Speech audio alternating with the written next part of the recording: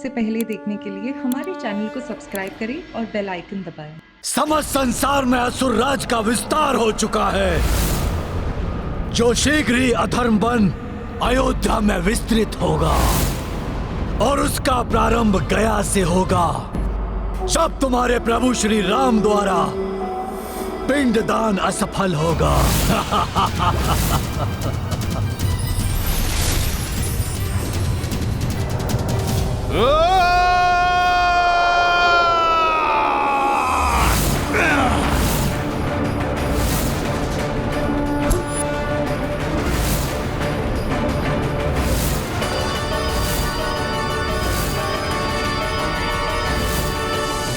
रावण वध के साथ जिस अधर्म का नाश प्रभु श्री राम ने किया है, वो पुनः जागृत नहीं हो सकता।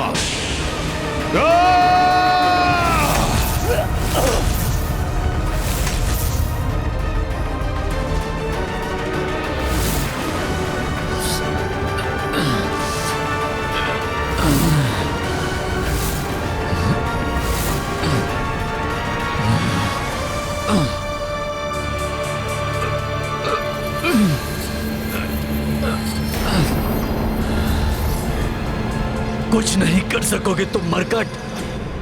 तुम दोनों ने शक्ति से, छल से दशानन रावण का तो वध कर दिया, किंतु मुझे नहीं मिटा सकोगे, क्योंकि मैं तब तक जीवित रहूंगा जब तक लोगों की सोच में महत्वाकांक्षा, काम, ईर्ष्या जीवित रहेंगे। मेरा कार्य यहां पूर्ण हो गया है।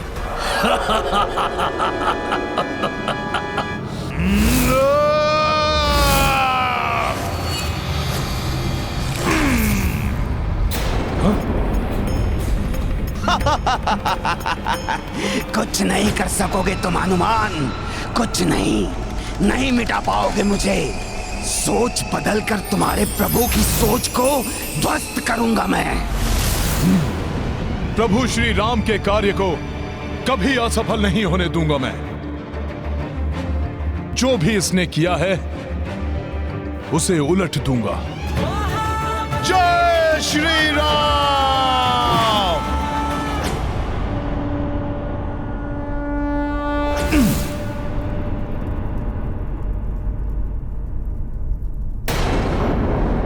सब कुछ मेरे और इनके समक्ष हुआ है, फिर पुजारी जी, उनके शिष्य और स्वयं गौ माता इस सत्य को क्यों स्वीकार नहीं कर रहे हैं कि हमारे पूर्वजों ने स्वयं अपने हाथों से पिंडदान स्वीकार किया है। किंतु मैंने तो ऐसा कुछ नहीं देखा। पता नहीं माता क्या कह रही हैं। माता फल्गुनी, आप भी तो साक्षी हैं कि आप ही के समक्ष स्वयं पूर्वजों ने अपने हाथों से पिंड स्वीकार किए हैं। आपके ही पवित्र जल में वो मुझे दिखाई दिए थे। अब आप ही अपने श्रीमुख से इस सत्य को स्वीकार कीजिए।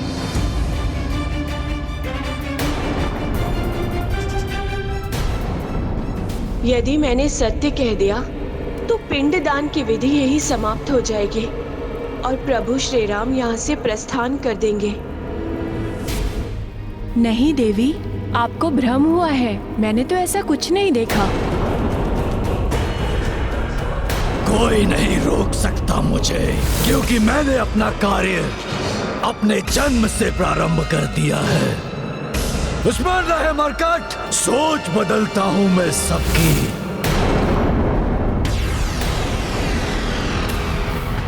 असत्य के आवरण से सत्य को ढकने का इन सभी का यह अशोभनीय प्रयास मेरे क्रोध को जागृत कर रहा है,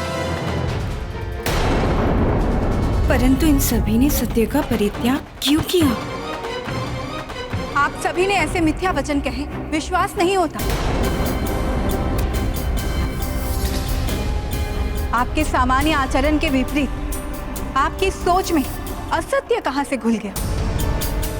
ऐसे पवित्र कार्य में असत्य बोलने के लिए आप सभी भीषण श्राप के पात्र हैं।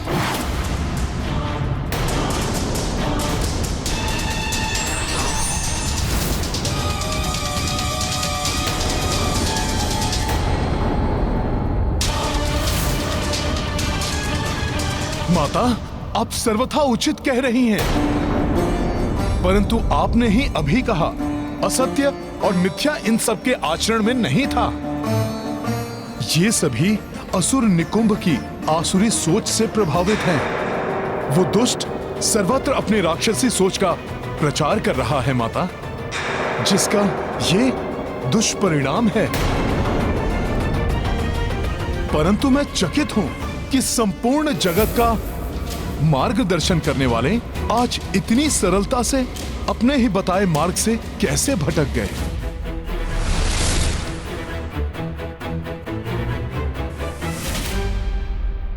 ये क्या अनर्थ कर दिया मैंने? गौ माता, धर्म की प्रतीक हैं आप। आप सदैव परोपकार करती हैं। अपने दूध से सबका पालन पोषण करती हैं आप। माता, आपने कैसे किसी और की निकृष्ट सोच को ग्रहण कर लिया?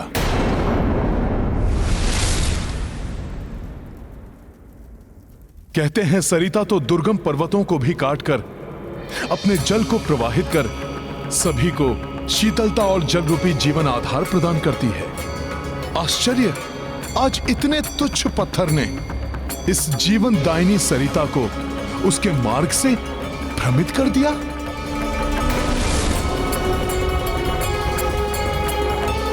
माता, मन की तन की स्वच्छता की प्रतीक हैं आप।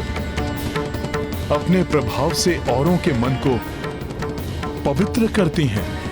फिर आपने अपने हृदय में अशुद्धि को कैसे प्रवेश करने दिया?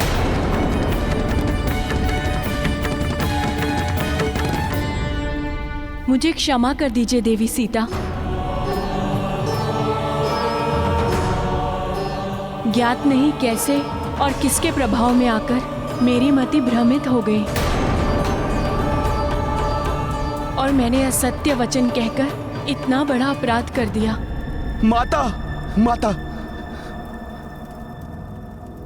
राक्षसी सोच से प्रभावित होकर हमसे बहुत बड़ी भूल हो गई, जिसके लिए मैं क्षमा योग्य नहीं हूं। मेरा आपसे निवेदन है, कृपया हमें कठोर से कठोर दंड दीजिए। आप सभी असत्य और अधर्म की काली सोच से प्रभावित होकर असत्य कहा, इसलिए मैं आप सबको श्राप देकर दंडित अवश्य करूंगी। परंतु हाँ, आपने अपनी भूल स्वीकार कर क्षमा याचना की, इसलिए मेरा श्राप अंततः आपके उद्धार का कारण बनेगा। गौ माता, भोजन के लोभ में असत्य का साथ देने के कारण मैं आपको श्राप देती हूँ कि आज से आपके मुख को अपवित्र माना जाएगा। परंतु अपने भूल को स्वीकार करने के फलस्वरूप आपके गोबर को शुद्ध माना जाएगा। जहाँ गोबर होगा वहाँ माता लक्ष्मी का वास होगा। कोई भी पूजा आपके दूध और गोबर के द्वारा शुद्धिकरण के बिना पूर्ण नहीं होगा।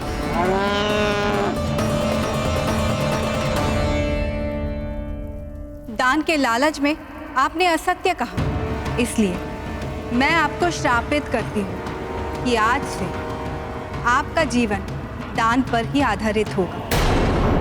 परंतु ये भी सत्य है, दरिद्रो नारायण, अर्थात निर्धन को ही प्रभु श्री नारायण की सेवा करने का सर्वाधिक अवसर प्राप्त होता है, जिसके फलस्वरूप उन्हें ही नारायण मिलते हैं।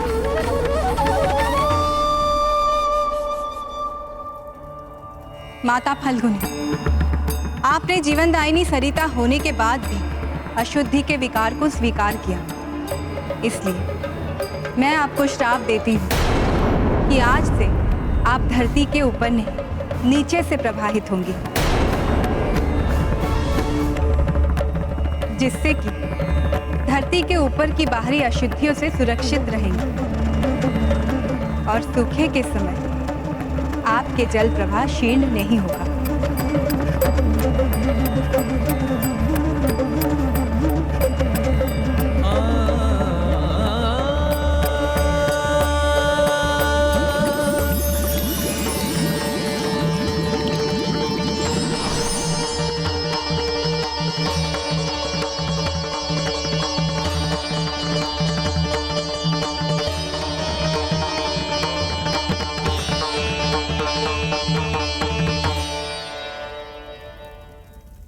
ये प्रकरण सर्वकाल के लिए एक उदाहरण के रूप में स्थापित रहेगा कि अपने मन को सदैव बाहरी दुष्ट प्रेरणाओं से सुरक्षित रखना अति आवश्यक है। अन्यथा भले से भले मनुष्य भी पथ भ्रष्ट हो सकते हैं। पुत्र राम, सूर्यास्त होने को है। अब हमें विष्णुपाद का आशीष लेकर पिंडदान विधि को संपन्न करना चाहिए।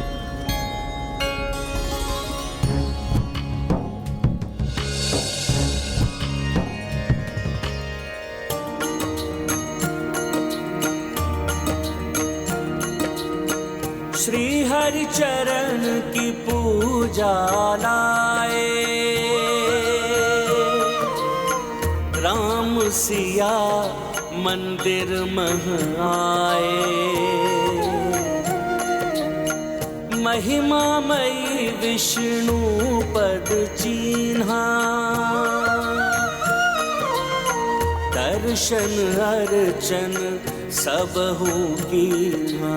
राम सिया राम जय हनुमान। राम सिया राम जय हनुमान। ये गाथा महाबली हनुमत की, रुचिकर लीला राम भगत की। जय जय जय रघुनंदन राम, जय जय जय महाबली हनुमान।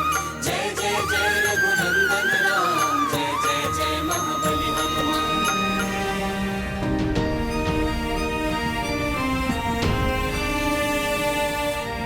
ओम नारायणाय विद्महे विष्णुदेवाय धीमहि तन्नो विष्णु प्रचोदयात्। ओम नारायणाय विद्महे विष्णुदेवाय धीमहि तन्नो विष्णु प्रचोदयात्। ओम नारायणाय विद्महे विष्णुदेवाय धीमहि तन्नो विष्णु प्रचोदयात्। ओम नारायणाय विद्महे विष्णुदेवाय धीमहि तन्नो विष्णु प्रचोदयात्। ओम नारायणाय विद्महे विष्णुदेवाय धीमहि तन्नो विष्णु प्रचोदयात्।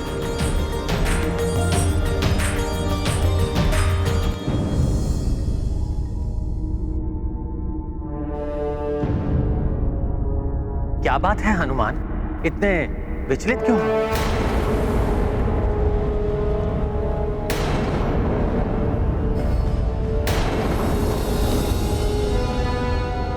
प्रभु, मेरा सामना करते समय असुर निकुंभ ने मुझे चेतावनी दी थी।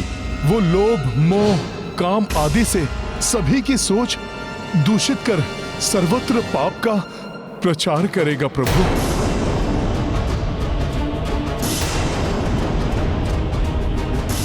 गया की इस पावन भूमि पर गौ माता और फल्गुनी माता जैसी सदा आत्माओं को अपनी सोच के दुष्प्रभाव से ग्रसित करने वाला, कहीं राम राज्य स्थापित होने के पूर्व ही अपनी कुटिल सोच से, अपनी कुत्सित सोच से इस संसार में मेघनाद और रावण जैसे दुष्टों को पुनः उत्पन्न कर दे।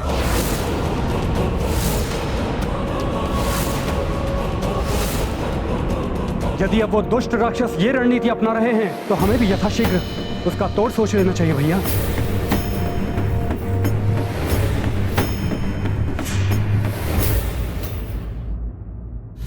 अयोध्या लौटने पर सर्वप्रथम संसार के कोने कोने से महाज्ञानी, महातपस्वी, महाऋषियों को आमंत्रित कर अयोध्या की राजसभा में इस विषय पर विचार होगा।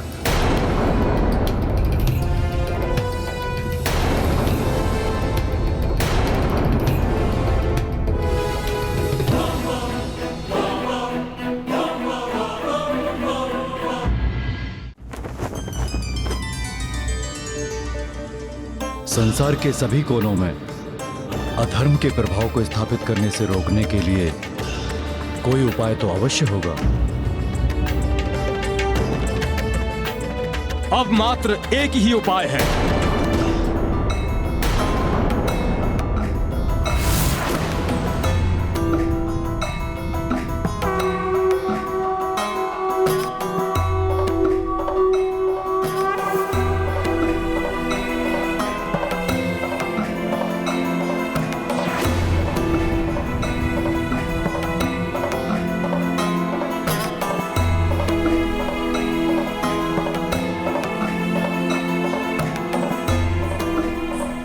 प्रणाम महर्षि अगस्त्य। कल्याण हो। संसार को पाप मुक्त करने का और अधर्म के विस्तार को रोकने का एक ही उपाय है। आप अश्वमेध यज्ञ कर संपूर्ण संसार में राम राज्य स्थापित करें, ताकि कोने कोने में धर्म का राज्य हो और अधर्म को अपना फन उठाने का स्थान ही ना मिले।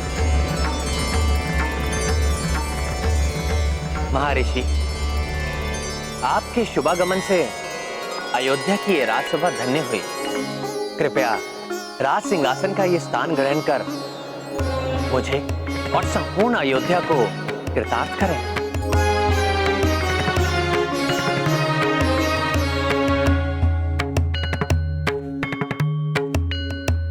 महर्षि, यदि आपके अनुसार अश्वमेध यज्ञ से ही अधर्म के विस्तार को रोका जा सकता है, तो मैं दशरथ पुत्र अयोध्या सेवक राम ये घोषणा करता हूं कि मैं एक नहीं कई अश्वमेध यज्ञ करूंगा।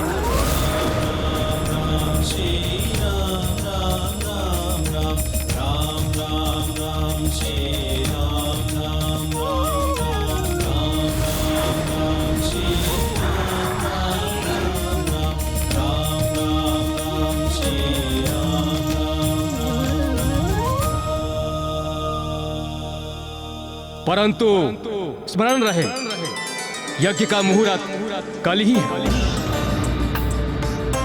और ये यज्ञ विशेष अश्व से ही संभव है। इसीलिए यज्ञ को यथाविधि प्रारंभ करने हेतु कल प्रातः सूर्योदय के पूर्व मंगल स्नान के लिए उस अश्व का अयोध्या में उपस्थित रहना आवश्यक है।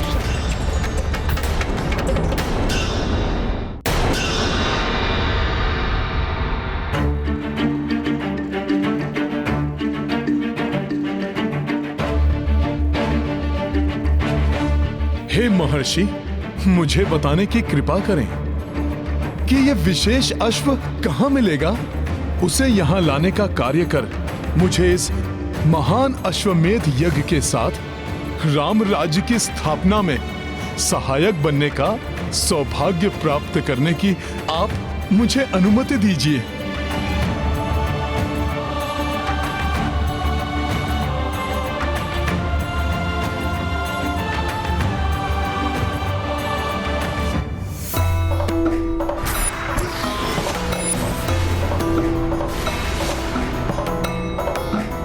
ऐसा अश्व पूर्वोत्तर के नारायणपुर नामक राज्य में राजा कुशल और उनके भ्राता राजा मंगल के संरक्षण में है। दोनों ही भ्राता बड़े धार्मिक प्रवृत्ति के हैं और दोनों ही महान प्रभु भक्त हैं। और हनुमान, तुम्हारे प्रति उनके मन में अपार श्रद्धा है।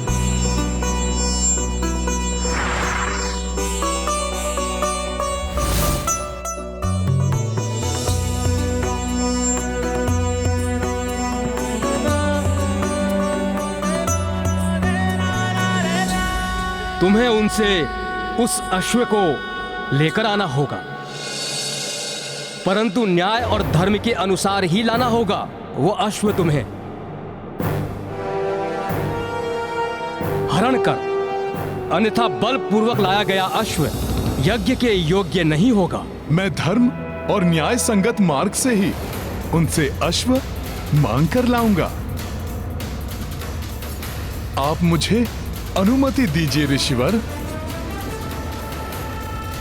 कल्याण हो।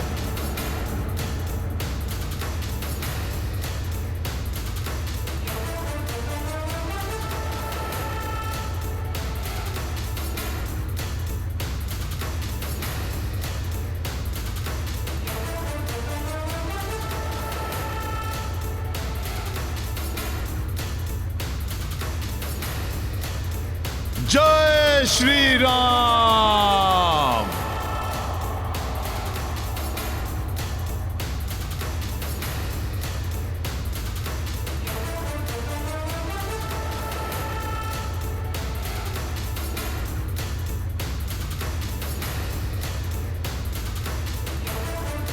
हो रहा है न जाने ये कैसा आभास। आ रहा हो कोई जैसे, ऐसा है मुझे विश्वास।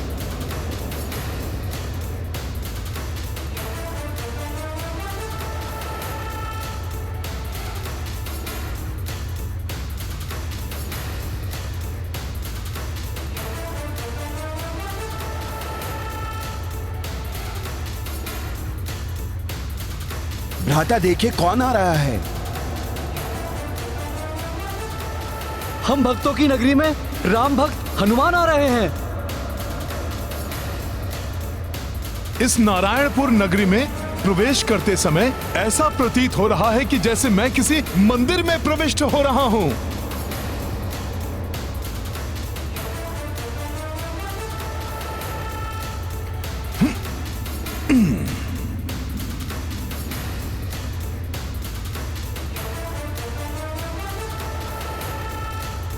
ऐसे स्थान जहां धर्म का सर्वत्र संचार हो, वहां आकर तो अत्यंत आनंदित है ये प्रभु भक्त। परंतु मुझे देर हो उसके पूर्व ही दोनों राजभ्राताओं से भेंट कर उस अश्व को मांगना होगा। महाबली हनुमान की, राम भक्त हनुमान की, पवन सुत हनुमान की, महाबली हनुमान की, राम भक्त हनुमान की, पवन सुत हनुमान की, महाबली हनुमान की, राम भक्त हनुमान की।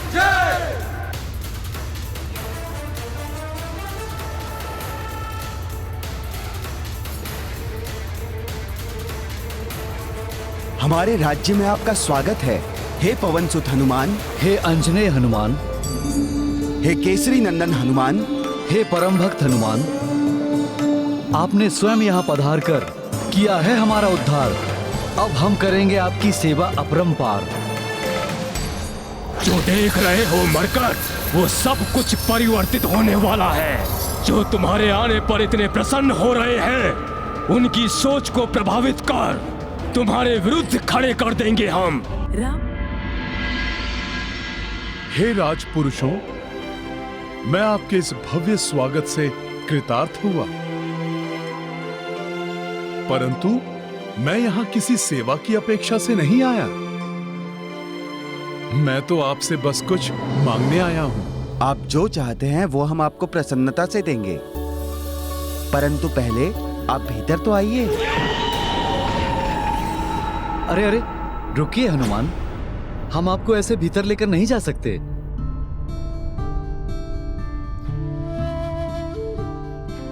आप तो हमारे लिए ईश्वर के समान हैं, इसलिए पहले हम श्रद्धा पूर्वक आपके चरण धोएंगे। आप लोग कृपया ऐसा ना करें। मैं तो मात्र एक साधारण वानर हूं। हे कपीश्वर, आपके चरणों में तो परम प्रताप है। जिन चरणों ने स्वर्ण लंका को ध्वस्त कर दिया, वो हमारे इस तुच्छ राज्य में प्रविष्ट हुए हैं। विशालकाय पर्वत चकनाचूर हो गए आपके चरणों तले। हमारा तो अत्यंत साधारण सा राज्य है। तीनों लोग कांप उठते हैं आपके चरणों की आहट से।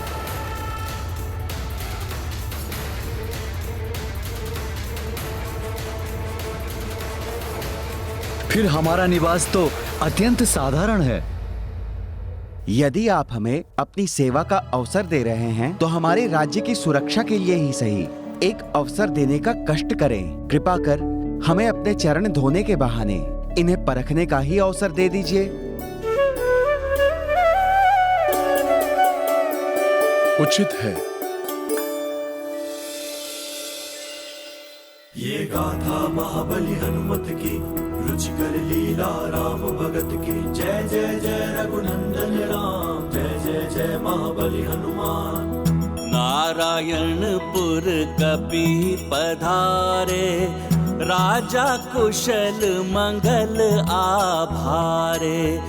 तो भाई उचित सत्कारे, हनुमत चरण सश्रद्धा पखारे।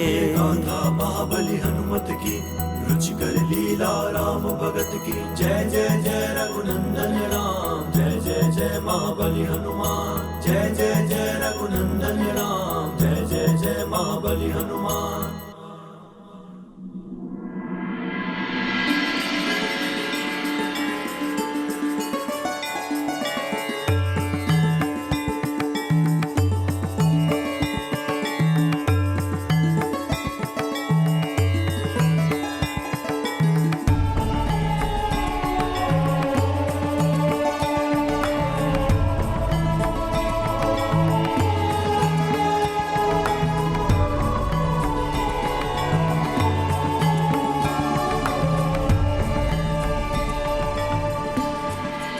आप दोनों राजपुरुषों को शत शत धन्यवाद। परंतु मैं राम काज पूर्ण किए बिना ये भोजन ग्रहण नहीं कर सकता, और इस कार्य में आप दोनों ही मेरी सहायता कर सकते हैं। आप अपना अश्व मुझे दान कर दीजिए, जिसे मैं सही समय पर अयोध्या पहुंचा सकूं, और मेरे प्रभु श्री राम उचित मुहूर्त में अश्वमेध यज्ञ प्रारंभ कर सके।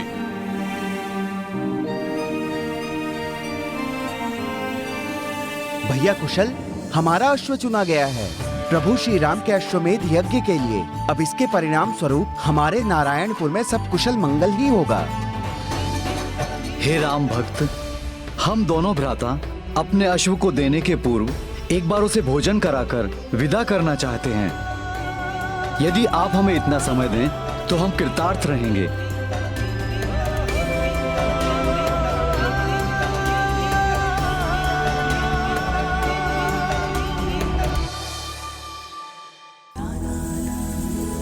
आज मैं स्वयं अपने हाथों से जल लाकर अपने प्रिय अश्व को स्नान करवाऊंगा।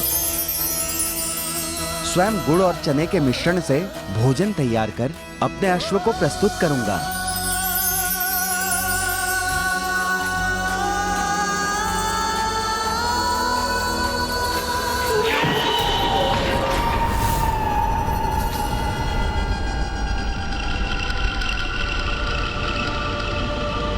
भ्राता, ये हम क्या कर रहे हैं?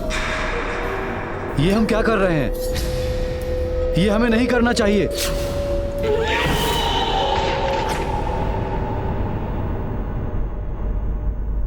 क्या हुआ? कुशल और मंगल अभी तक क्यों नहीं आए? मुझे देर हो रही है। मुझे देखने जाना चाहिए, नहीं तो मैं सूर्योदय के पूर्व अश्व प्रभु श्री राम तक कैसे पहुंचा सकूंगा?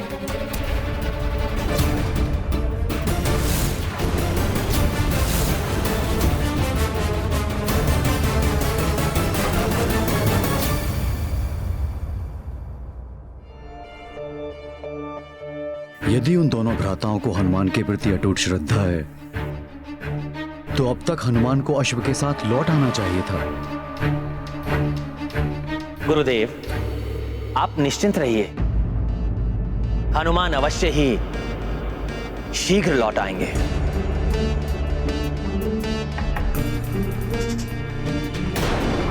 यदि हनुमान उन दोनों भाइयों से अश्व नहीं ला पाया तो कई वर्षों तक यज्ञ का मुहूर्त नहीं होगा।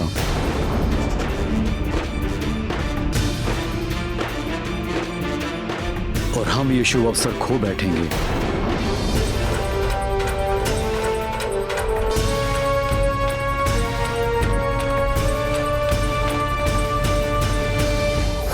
उस वानर को हम ये अश्व नहीं दे सकते। वो तो मुझे कोई बहरूपीय प्रतीत होता है। ये एक छलांग में समुद्र को लांघने वाले हनुमान नहीं हो सकते। हाँ, मुझे भी ऐसा ही प्रतीत होता है। हनुमान जी ने तो आवश्यकता पड़ने पर पर्वत उठा लिया था। यदि वो चाहते तो हमारे इस अश्व को बड़ी सरलता से यहाँ से उठा ले जा सकते थे। उन्हें हमसे मांगने की क्या आवश्यकता थी? शतानन की सेना को हनुमान जी ने तो पूंछ में लपेटकर उठा फेंका था। अगर वो चाहते तो इस अश्व को भी पूंछ में उठाकर ले जाते। हाँ हाँ, प्रभु श्री राम का नाम लेकर सभी का संकट हरने वाले हनुमान जी के लिए, राम कार्य के लिए इस अश्व को यहाँ से लेकर जाना कौन सी बड़ी बात है?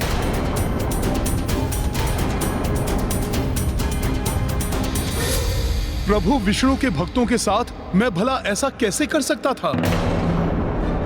ये तो मात्र मैं उन राक्षसों के साथ ही ऐसा कर सकता हूँ जो अधर्म के मार्ग पर चलते हैं।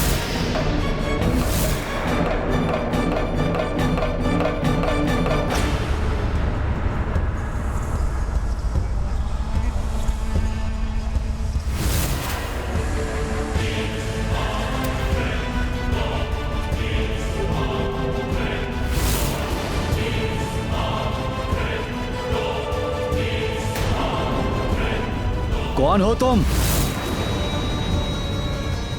ये क्या कह रहे हैं आप?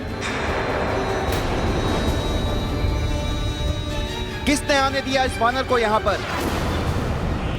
बिना अनुमति के यहाँ आने का दुस्साहस कैसे किया तुमने? अभी तो आपने मेरा स्वागत किया था और अभी आप मुझे पहचानने के लिए भी तैयार नहीं।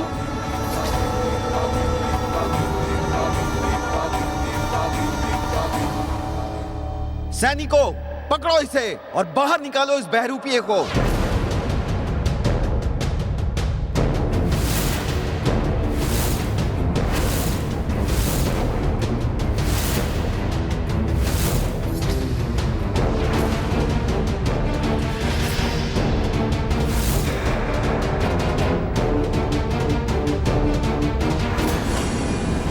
सोच बदल कर आसक्ति को अनासक्ति में बदल दिया मैंने।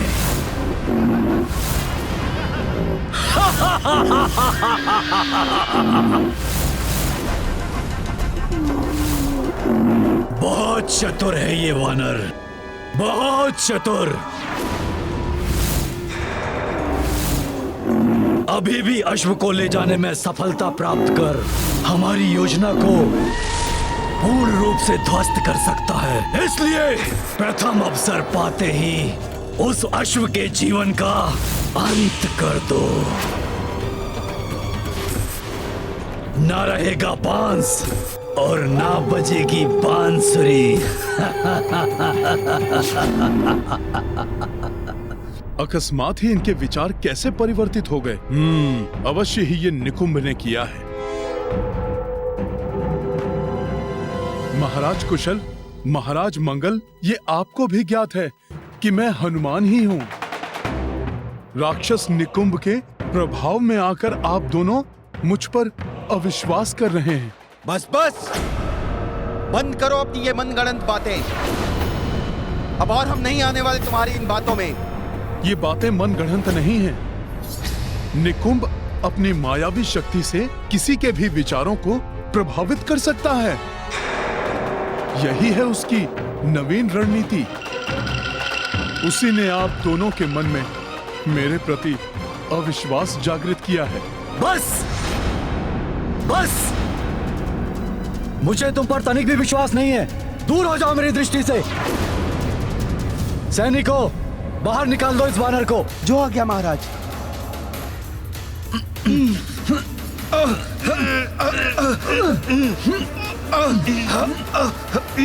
ये वानर तो बहुत शक्तिशाली है। ये वानर तो टस से मस नहीं हो रहा है। ये वानर तो शक्तिशाली है, अपने स्थान से हिल भी नहीं रहा। इसके भीतर जय श्री राम।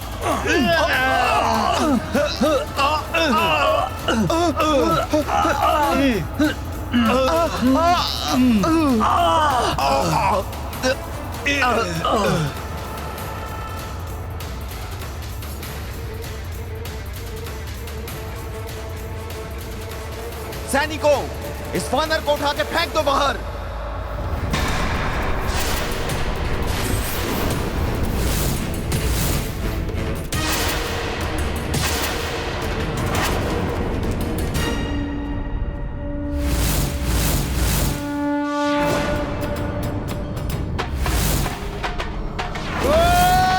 परंतु न्याय और धर्म के अनुसार ही लाना होगा।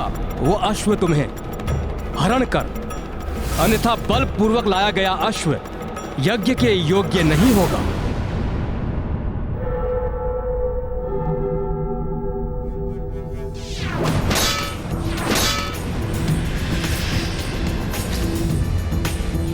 मेरा विश्वास कीजिए, मैं यहाँ युद्ध करने के लिए कदापि नहीं आया हूँ। मैं कुछ नहीं सुनना चाहता। सैनिकों, निकाल दो इस वानर को बाहर। मैं सत्य कह रहा हूँ। मैं प्रभु श्री राम का सेवक हनुमान ही हूँ। प्रभु के अश्वमेध यज्ञ के लिए आपका अश्व लेने आया हूँ। इसलिए मैं ना तो युद्ध के लिए अस्त्र उठाऊंगा और ना ही बल प्रयोग करूंगा।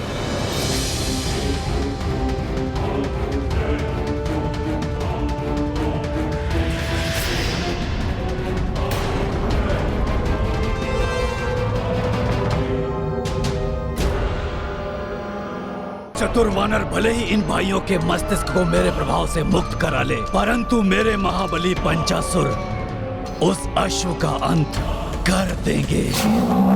फिर कैसे होगा राम का अश्वमेध यज्ञ? नहीं होगा। पाप का विस्तार होगा, अधर्म की जय होगी।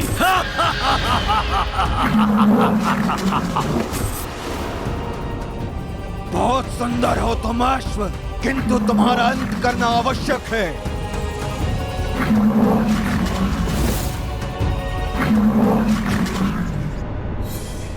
वानर इन भाइयों को अपने बात का विश्वास दिलाए, उसके पूर्व ही मुझे अपना कार्य करना होगा।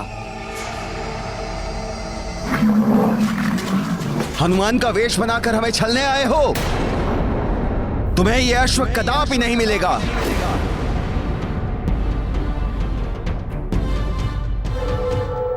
तुम्हें यहां से बाहर निकालने के लिए मुझे नारायणपुर की संपूर्ण सेना का बल प्रयोग भी करना पड़े तो भी करूंगा। सैनिकों,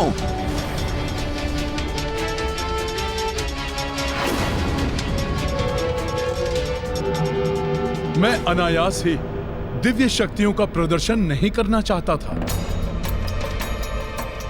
किंतु प्रभु का कार्य पूर्ण करने के लिए आपको विश्वास दिलाना आवश्यक है कि मैं ही हनुमान हूं।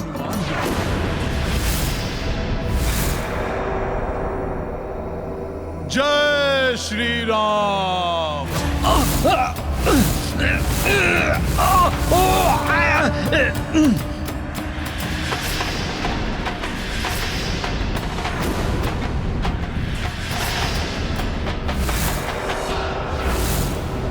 ये वानर हमें माया से भयभीत करना चाहता है। सैनिकों, आक्रमण करो इस वानर पर। मैं आपको भयभीत नहीं कर रहा हूं, मैं तो आपको विश्वास दिलाने के लिए ऐसा कर रहा हूं कि मैं वही हनुमान हूं जो अपना आकार बढ़ाकर संजीवनी के लिए पर्वत उठाकर लाया था।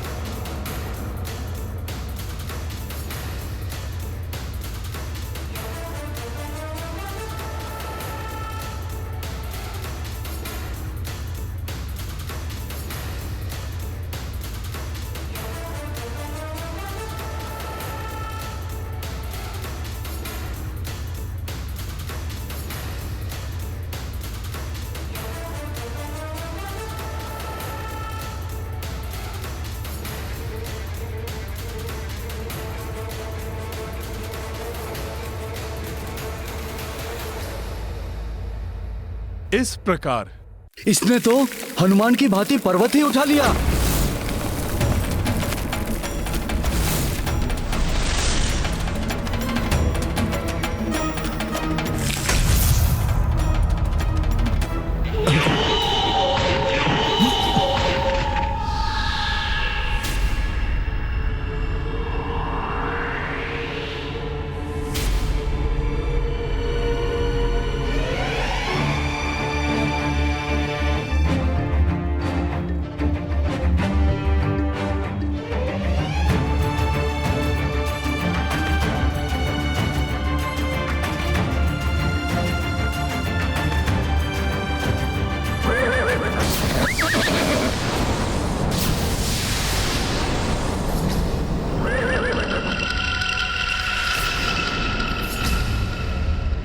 अश्व की ध्वनि इतनी तीव्रता से क्यों हिनहिना रही है ये?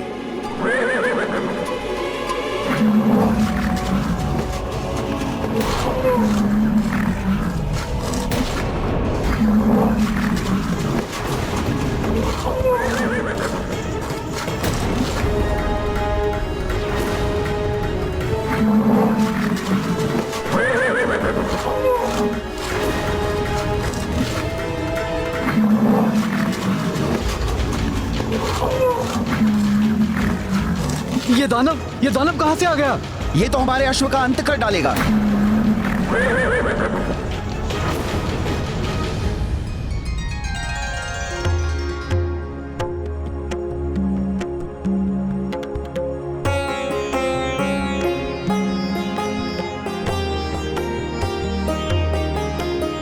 अश्व को वहां स्नान कराना है,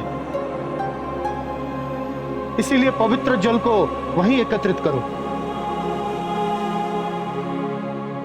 स्वामी, ये आपका प्रथम अश्वमेध यज्ञ है। हमारे कुलदेवता सूर्यदेव की कृपा से आप भी अश्वमेध यज्ञ संपन्न करने वाले राजाओं में से एक हो जाएंगे। आपकी कीर्ति आपके पूर्वजों की ही भांति दिग दिगंत तक प्रसारित हो जाएगी। राम राज्य की स्थापना होगी। किंतु ये तो तभी संभव होगा भाभी माँ, जब हनुमान मुहूर्त रहते अश्व को लेकर यहाँ पहुँच जाएं।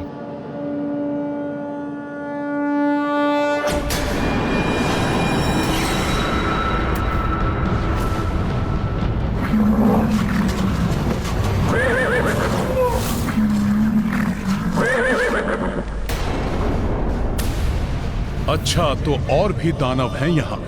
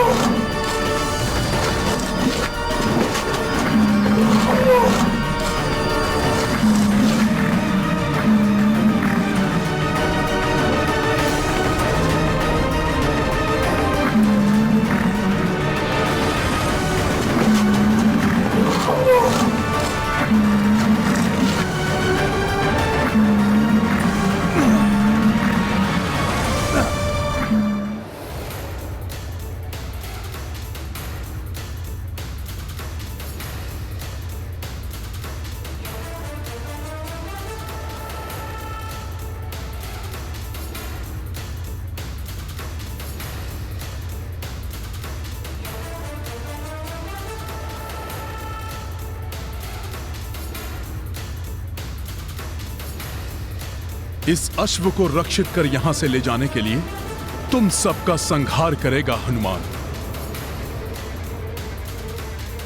हमें क्षमा कर दीजिए हनुमान जी, जो हम आप पर अविश्वास कर बैठे। न जाने कैसे हमारी मति ही फिर गई थी। हाँ हनुमान जी, हमारे कारण प्रभु श्री राम जी के कार्य को असफल मत होने दीजिए, अन्यथा इस पाप के भागी बनकर हम जी नहीं पाएंगे।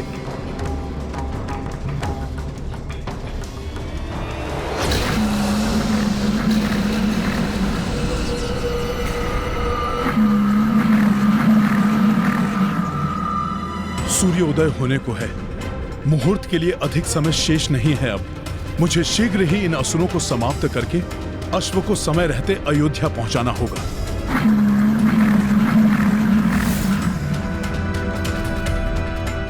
अश्व के जीवन का अंतिम समय आ गया है। एक साथ इन सभी असुरों को समाप्त करना होगा, अन्यथा विलंब हो जाएगा। जय श्री राम।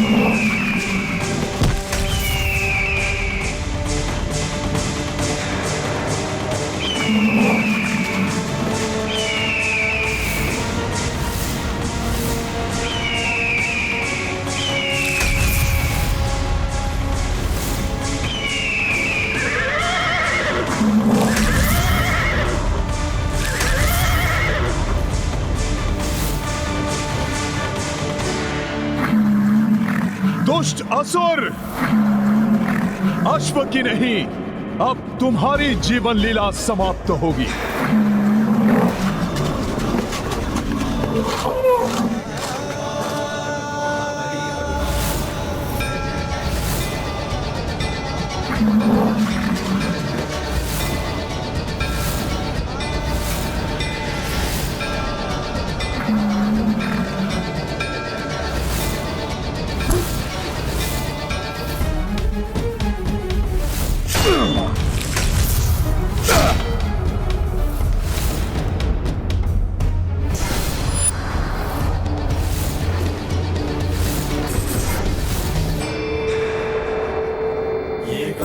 महाबली हनुमत की, रुचिकर लीला राम भगत की। जय जय जय रघुनंदन राम, जय जय जय महाबली हनुमान।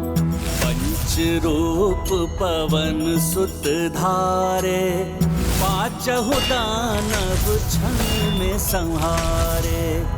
जब सहाय बलि हनुमाना, राम काज में को व्यवधाना। ये गाथा महाबली हनुमत की, रुचिकर लीला राम भगत की। जय जय जय रघुनंदन राम, जय जय जय महाबली हनुमान। जय जय जय रघुनंदन राम, जय जय जय महाबली हनुमान।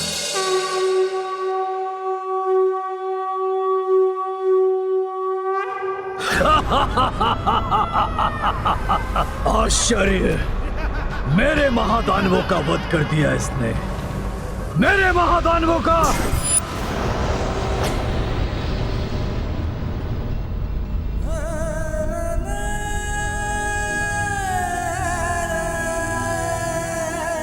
प्रभु श्री राम के अनन्य भक्त हनुमान, हमसे बड़ी भूल हुई है, हमें क्षमा कर दीजिए। इससे पूर्व कि कोई और अनिष्ट घट जाए या हमारी बुद्धि को कोई फिर से प्रभावित करे, आप श्री राम के कार्य हेतु इस अश्व को ले जाइए हनुमान जी।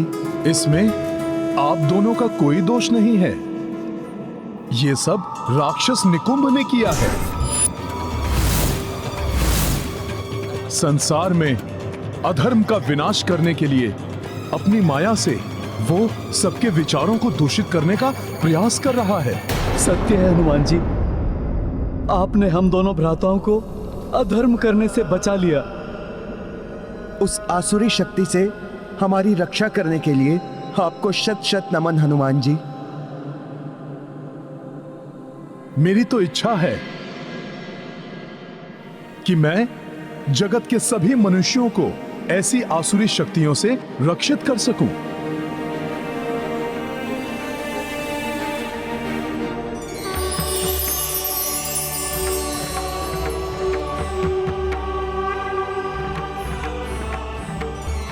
प्रणाम ब्रह्मदेव। हनुमान, तुम तो सदैव से ही सबके संकट मोचन रहे हो, तुम्हारी इच्छा अवश्य पूर्ण होगी।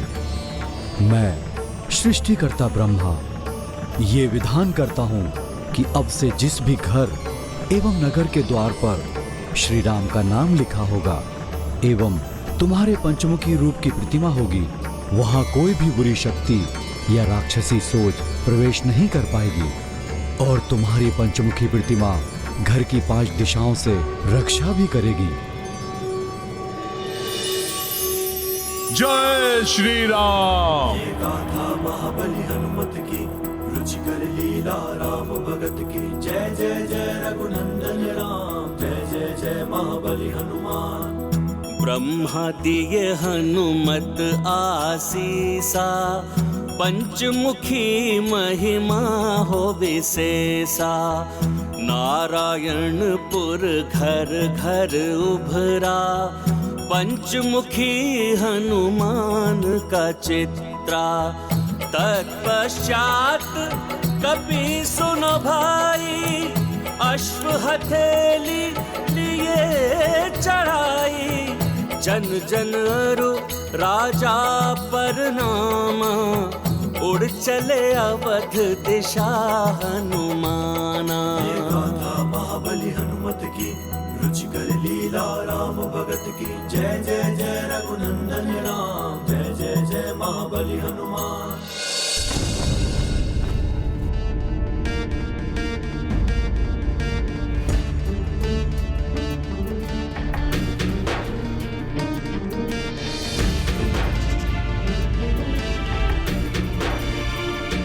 उषा काल की लालिमा छा चुकी है क्षितिज पर। अब किसी भी क्षण सूर्यदेव की प्रथम रश्मि यहाँ की धरा को स्पर्श कर सकती है,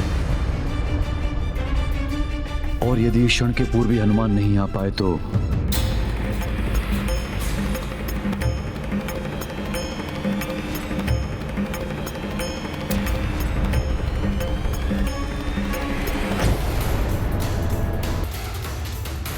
हनुमान आ गए।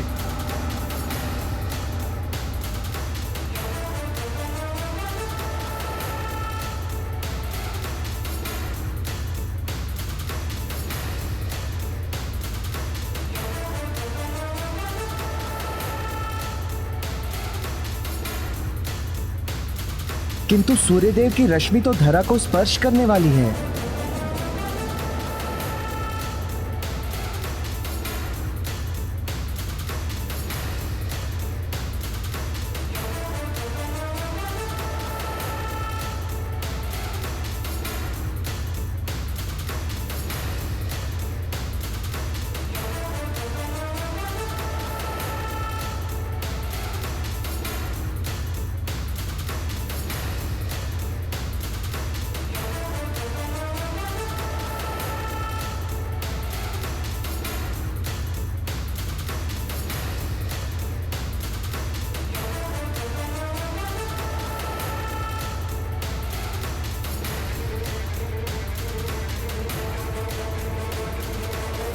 प्रणाम गुरुदेव वशिष्ठ, प्रणाम ऋषि श्रेष्ठ अगस्त्य। कल्याण हो। प्रणाम प्रभु, प्रणाम माता। माता, कहीं मुझे आने में विलंब तो नहीं हुआ ना? पुत्र हनुमान, तुम्हारे होते हुए प्रभु के कार्य में विलंब कैसे हो सकता है? माता, ये कार्य भी मैं प्रभु के प्रताप से ही पूर्ण कर पाया। अब प्रभु के अश्वमेध यज्ञ के संपन्न होते ही चहुं ओर धर्ममय, सुखमय राम राज्य की स्थापना हो जाएगी। माता, और तब राक्षसी सोच को विस्तारित होने का अवसर ही नहीं मिलेगा। हनुमान, यदि तुम चाहते हो कि सुख में राम राज्य स्थापित हो जाए, तो जब तक अश्व पूजा होती है तब तक तुम्हें जाकर एक और महत्वपूर्ण कार्य करना होगा। ऋषि श्रेष्ठ, आप आदेश दीजिए। तो सर्वप्रथम तुम ये बताओ कि अश्वमेध यज्ञ के विषय में तुम्हें कितना ज्ञान है एवं यज्ञ के अश्व का क्या महत्व है?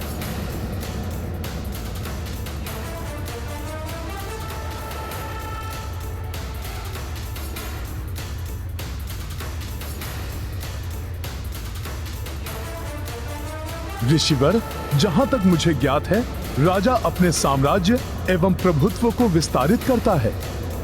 अश्व जिस राज्य से होकर निकलता है, उस राज्य के राजा को यज्ञ करने वाले राजा की अधीनता स्वीकार करनी होती है।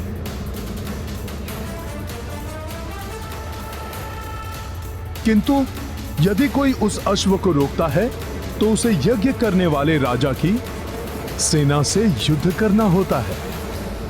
हाँ हनुमान, अंततः इस यज्ञ का लक्ष्य यह है कि समस्त राजा श्री राम की अधीनता बिना युद्ध के ही स्वीकार कर लें एवं राम राज्य में सम्मिलित हो जाएं। और यह तभी संभव हो सकता है हनुमान, जब स्वयं च्यवन ऋषि इस यज्ञ में भाग लें, क्योंकि वो उन महान ऋषियों में से एक हैं जो महातेजस्वी हैं, जिनके तप में अतुलनीय शक्ति है। ओम नमः शिवाय,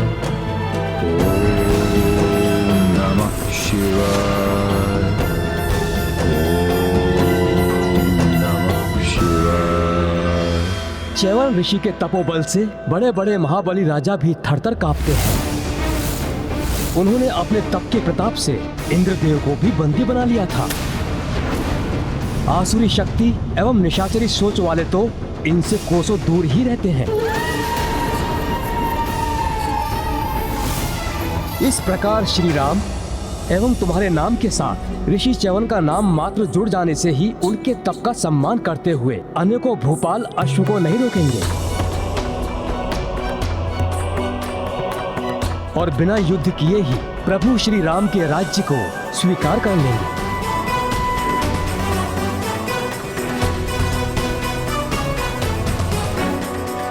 परंतु ऋषि च्यवन सरयू किनारे तप कर रहे हैं, शीघ्र कुपित हो जाते हैं वो।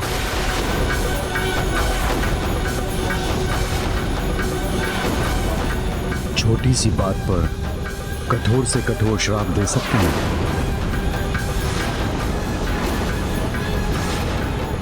उन्हें यज्ञ के लिए यहां ला पाना लगभग असंभव ही है हनुमान।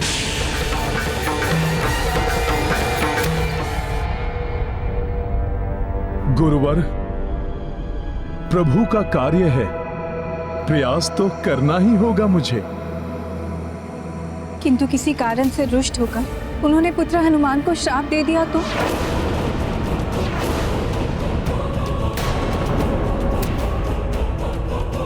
माता, आप चिंता मत कीजिए, मैं ऐसा नहीं होने दूंगा।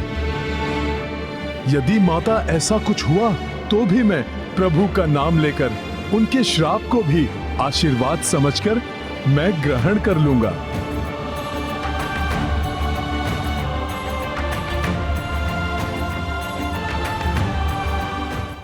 माता, किंतु मैं ऋषि च्यवन को लेकर अवश्य आऊंगा।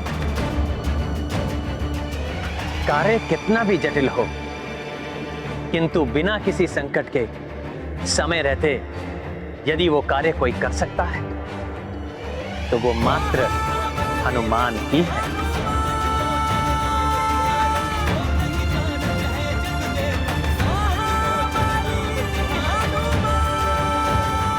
प्रभु, मुझ पर आपका ये विश्वास ही मेरी शक्ति है। अब इस कार्य को सफल होने से कोई नहीं रोक सकता।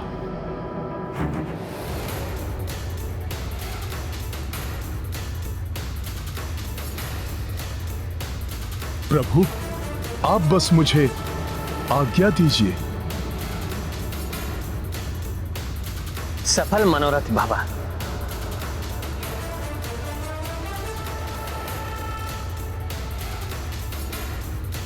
प्रणाम गुरुदेव।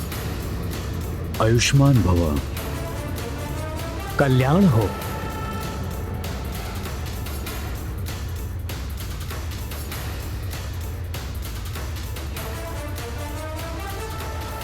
जय श्री राम।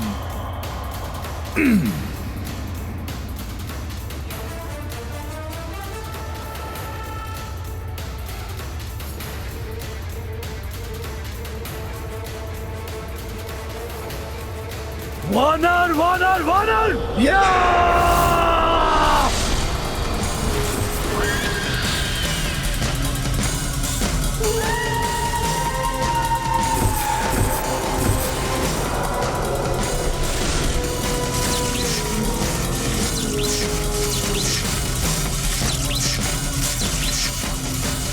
ये वानर ही मेरी राह का रोड़ा है।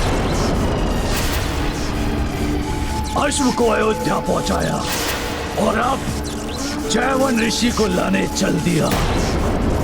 नहीं, च्यवन ऋषि के आने का अर्थ है राम राज्य की शीघ्र स्थापना। तब हम आसुरी सोच से पतित नहीं कर पाएंगे मनुष्यों को। तो कैसे होगा पाप का विस्तार, कैसे होगी अधर्म की जय?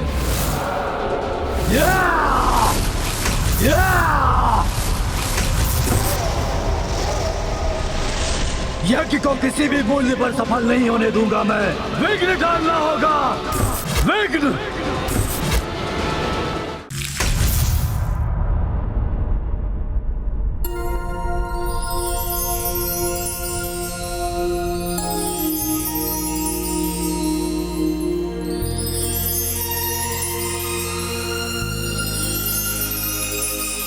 कैसी सात्विक ऊर्जा उपस्थित है यहाँ चहुं ओर। नमः शिवाय। सत्य ही कहा था ऋषिवर अगस्त्य ने।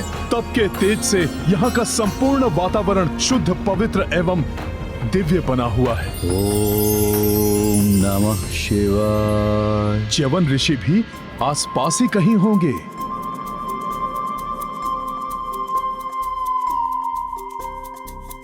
ओम नमः शिवाय। ये ऋषिवर च्यवन कहाँ है? ओम नमः शिवाय। ओम नमः शिवाय।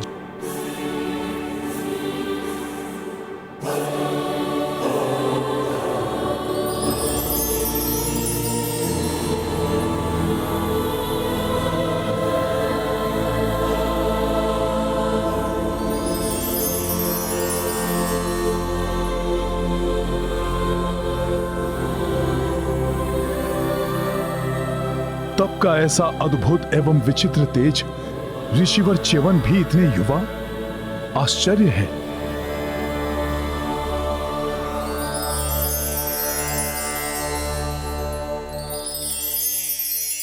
ये क्या? बाहर से तो युवा है, किंतु भीतर से वृद्धता भी झलक रही है। ये क्या पहेली है?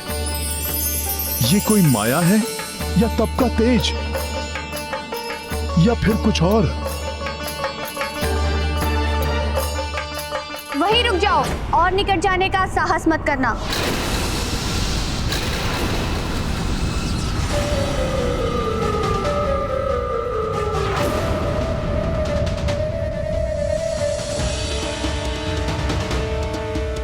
अब तृण भर भी आगे बढ़े तो तुम्हें ऋषिवर के प्रलयकारी कोप का भागी बनना पड़ेगा।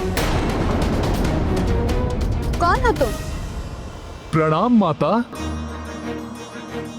मैं प्रभु श्री राम का सेवक हनुमान हूं। मैं ऋषिवर के तप में विघ्न नहीं डालूंगा, किंतु प्रभु श्री राम के अश्वमेध यज्ञ के लिए मुझे शीघ्र ही ऋषिवर को अयोध्या लेकर जाना है। उसके लिए तो तुम्हें ऋषिवर के मंत्र जाप के संपन्न होने तक प्रतीक्षा करनी होगी।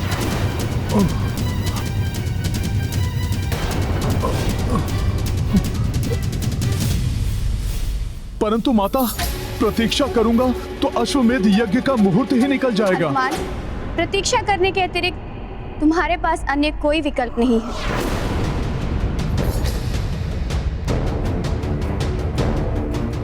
ओम नमः शिवाय। माता, कोई तो विकल्प होगा जिससे ऋषिवर कुपित भी ना हो और ध्यान से जागृत भी हो जाएं।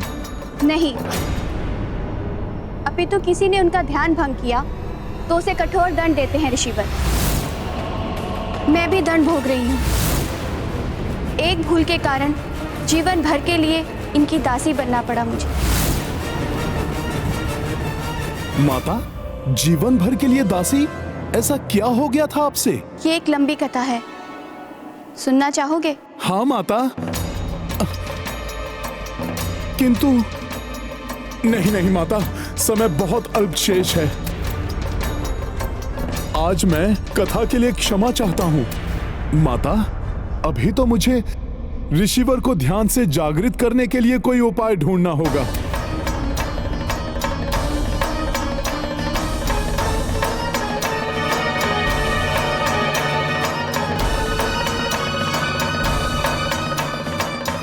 क्या हुआ हनुमान? तुम्हारे मन में कोई जिज्ञासा उठ रही है? जिज्ञासा तो है माता। सैकड़ों वर्षों से जिनके प्रताप के बारे में सुना है, वो देखने में इतनी कम आयु के हैं, देह से युवा प्रतीत हो रहे हैं। माता, किंतु तपोबल किसी दृढ़ आयु समान ऋषि के जैसा है। इसकी भी कथा लंबी है, कहो तो सुनाऊं? माता, तब तो आप रहने दीजिए। अभी तो आप यही प्रार्थना कीजिए कि ऋषिवर को बिना कोपित किए ध्यान से जागृत करने का उपाय मिल जाए मुझे। ऋषिवर का ध्यान तो उनकी इच्छा से ही टूटेगा। उचित है कि तुम प्रतीक्षा करो और मुझे अपने कार्य करने दो।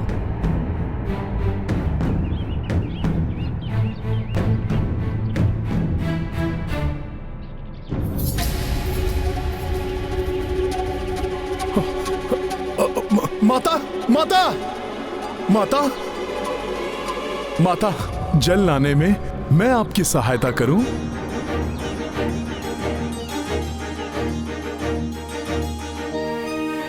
जिससे कि मैं उतने समय में ऋषिवर की कथा भी सुन सकूं।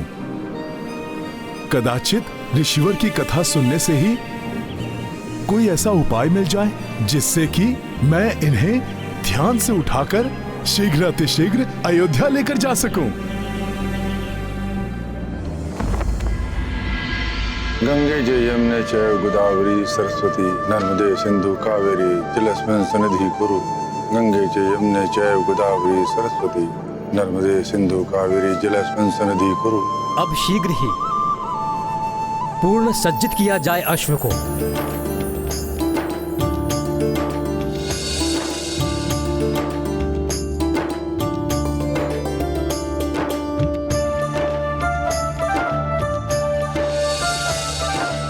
पुत्र राम, अब आपको सूर्यवंश के चिन्ह से अंकित जयपत्र को अश्व के मस्तक पर बांधना होगा।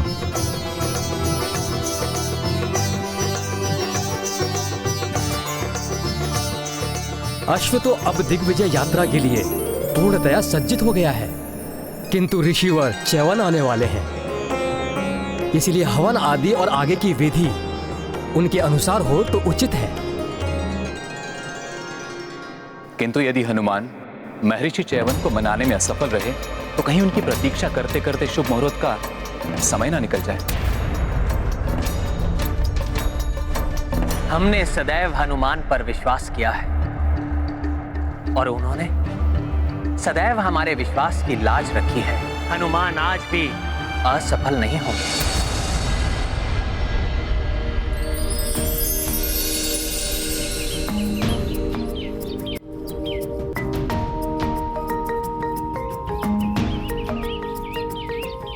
तो तुम कथा सुनना चाहते हो? कहां से आरंभ करूं?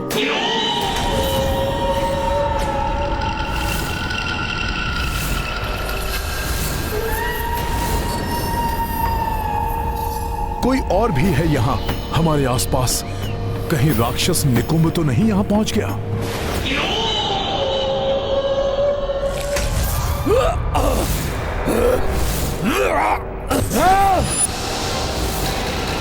अवश्य ही ये च्यवन ऋषि के तप की ऊर्जा है जो इस क्षेत्र की रक्षा कर रही है।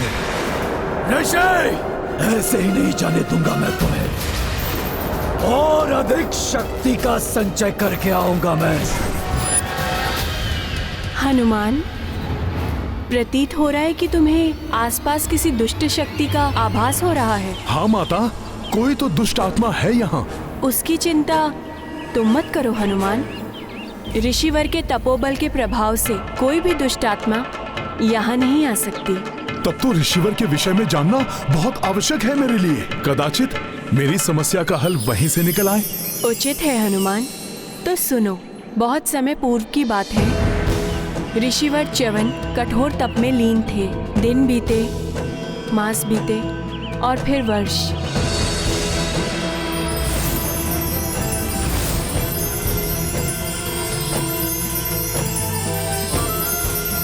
और इस प्रकार सहस्त्रों वर्ष उनका तप चलता रहा।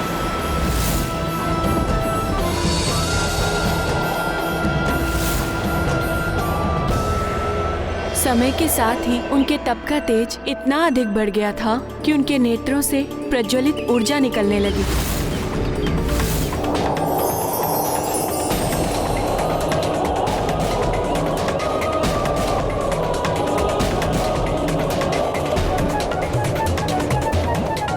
वो इतने गहन ध्यान में लीन हो गए कि दीमकों ने अपनी बांबियां उनके चारों ओर बना ली। फिर भी उनकी तपस्या अनवरत चलती रही। उनके तप की तरंगे संपूर्ण वातावरण को प्रभावित कर रही थी।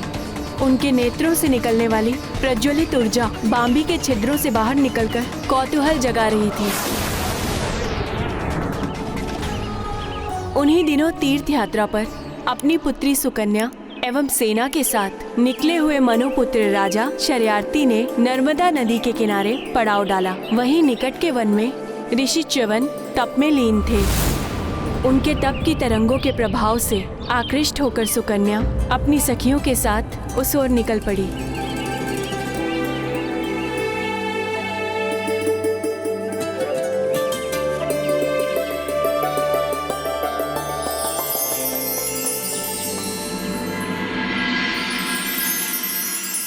शीघ्र ही राजकुमारी सुकन्या च्यवन ऋषि की देह पर बनी हुई बांबियों के निकट पहुंच गई और उनके 2 छिद्रों से निकलते हुए प्रकाश को देखकर उसका कौतूहल और बढ़ गया।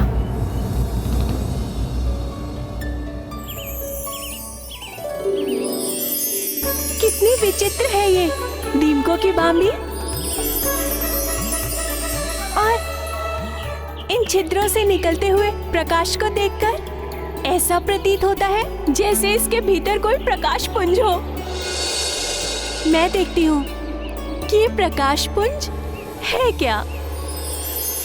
सुकन्या को भय तो लग रहा था, किंतु कौतूहलवश उसने एक तीक्ष्ण तृण को उठाया और बांबी के निकट पहुंच गई। तीक्ष्ण तृण? ऐसा कौतूहल तो संकट का कारण बन सकता था माता। हाँ हनुमान, सत्य से अनभिज्ञ राजकुमारी सुकन्या ने कौतूहलवश उस तीक्ष्ण तृण को बांबी के छिद्र में घोंप दिया। माता, कौतूहल तो वैसे अच्छा है, क्योंकि कौतूहल ही नवीन ज्ञान अर्जित करने के लिए प्रेरित करता है, किंतु कौतूहलवश असावधानी से किया गया कार्य कभी कभी घातक भी बन जाता है। हाँ हनुमान, जैसे ही उसने तृण बाहर निकाला उसे छिद्र से रक्त बहता हुआ दिखाई दिया। भयाक्रांत हो गई वो। उसे विश्वास ही नहीं हो रहा था कि वो ऐसी भूल कर बैठी है। तभी एक घायल ऋषिवर को बांबी से निकलते हुए देखकर भयभीत सुकन्या अपनी सखियों के संग वहाँ से भाग निकली। राजकुमारी सुकन्या, ये तो कोई ऋषि है, चलिए यहाँ से। ऋषिवर का क्रोध अपने चरम पर था।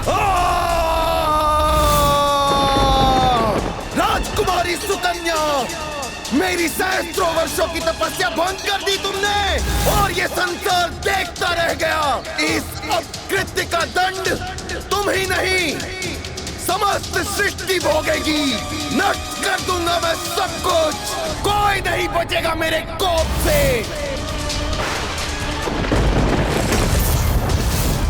ये तो बहुत ही बुरा हुआ माता। ऋषिवर के क्रोध का ऐसा झंझावात उठा कि सृष्टि के पंचभूत तत्व भी असंतुलित हो उठे। वायु महाप्रचंड वेग से सब कुछ उड़ाने लगी।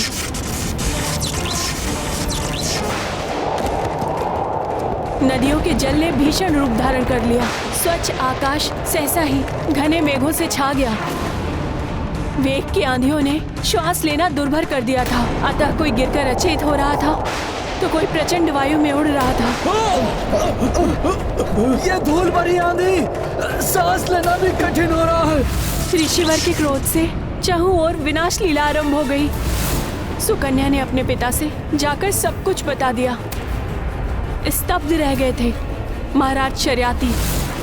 वायु के थपेड़ों में धूल भरी आंधियों का सामना करते हुए वे किसी प्रकार ऋषिवर के पास जा पहुंचे।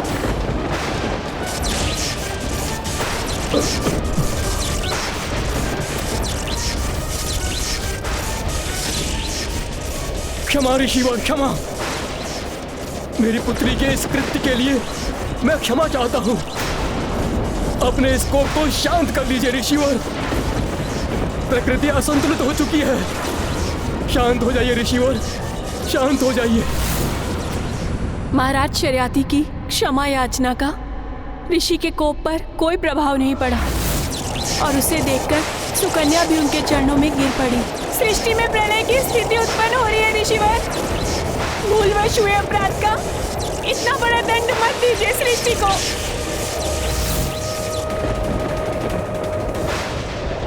भूलवश किया गया हो या जानते हुए, अपराध अपराध होता है और अपराधी को दंड मिलना चाहिए।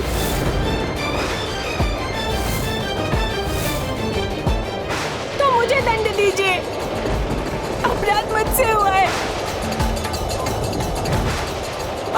उसके प्रायश्चित के लिए प्रस्तुत हो ऋषिवर। तुम करोगी प्रायश्चित?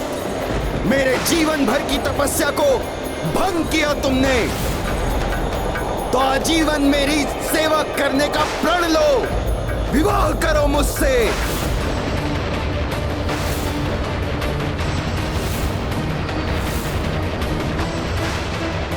नहीं नहीं, मेरी पुत्री सुकुमारी है और आप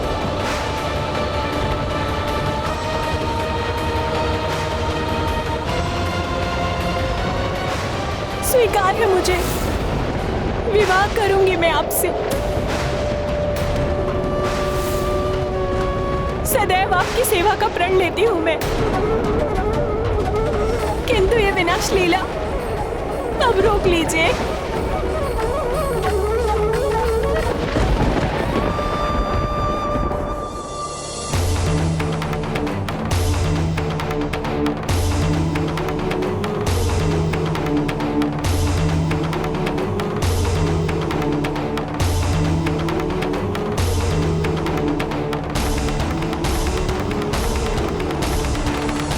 ये तो अनुचित था माता।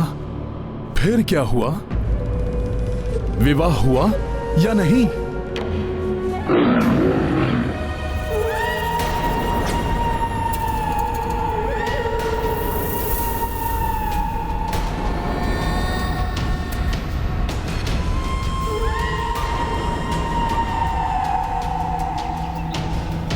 ये ध्वनि अवश्य ही कोई तो है यहां।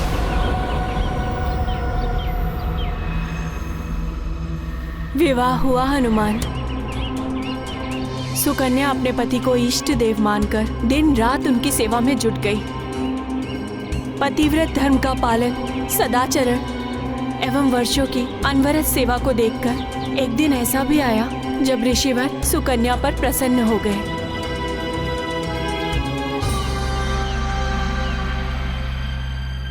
सुकन्या, तुमने श्रेष्ठ धर्म पालन एवं निस्वार्थ सेवा से मुझे प्रसन्न कर दिया, किंतु मुझे दुख है, मैंने तुम्हें ऐसा दंड दिया जो कोई भी सुकुमारी स्वीकार नहीं करती। तुम सुंदर तरुणी और मैं एक नेत्र वाला कृशकाय वृद्ध। किसी प्रकार मेरा नेत्र मुझे वापस मिल जाता, मेरी युवा अवस्था लौट आती, तो मैं तुम्हें वो सुख दे पाता जो तुमने मुझे अपनी सेवा से दिया है। ऐसा संभव है ऋषिवर? प्रणाम ऋषिवर। प्रणाम माते। आप? मैं अश्विनी कुमार हूं ऋषिवर, पिताश्री सूर्यदेव और माता प्रभा का पुत्र। चिकित्सा विज्ञान एवं औषधीय शास्त्र से परिपूर्ण आयुर्वेद का विशेषज्ञ हूं मैं आपको ऐसी औषधि प्रदान कर सकता हूं जिससे आपका एक नेत्र एवं आपका यौवन लौट आएगा और आप मुझसे भी अधिक सुंदर और हृष्टपुष्ट दिखाई देने लगेंगे। किंतु प्रतिफल स्वरूप पहले आपको यज्ञ में अन्य देवताओं की भांति मेरे लिए भी हविष्य अर्पण करना होगा, जिससे कि मैं भी देवताओं की पंक्ति में बैठने का अधिकारी बन सकूं।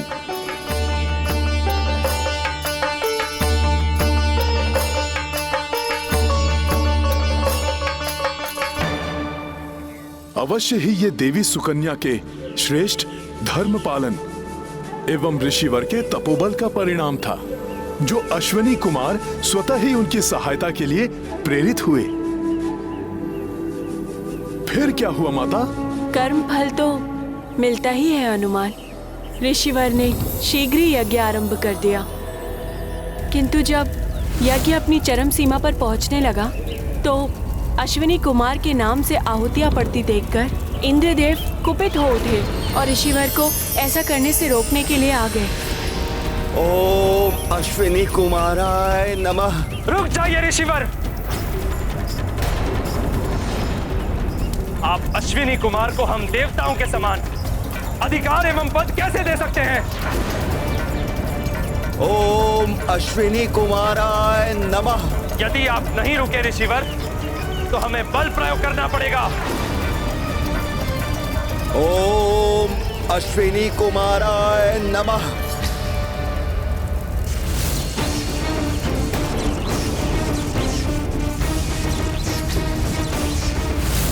ओम अश्विनी कुमाराय नमः। आप ऐसे नहीं रुकेंगे ऋषिवर।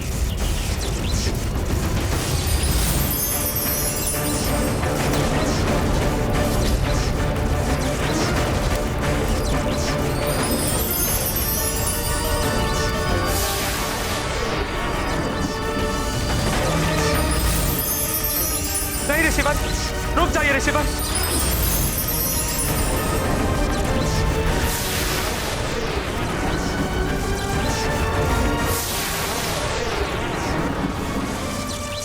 क्षमा ऋषिवर च्यवन, क्षमा। रोक लीजिए अपने कोप को। मैं वचन देता हूं कि आपकी इच्छा अनुसार अब से अश्विनी कुमार को हम देवताओं के समान ही वे सम्मान और भविष्य के अधिकारी होंगे।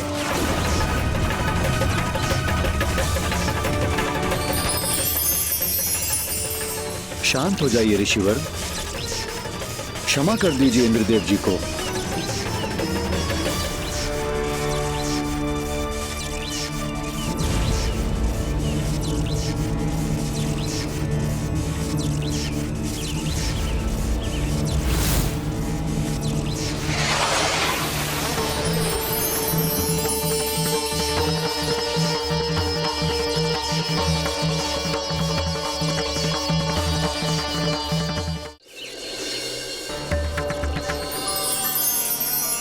आपने मुझे देवताओं के समान अधिकार दिलाए। आपको धन्यवाद ऋषिवर। अब आप ये औषधि स्वीकार कीजिए। इसके सेवन से आपकी दृष्टि लौट आएगी और आप पुनः युवावस्था को प्राप्त हो जाएंगे।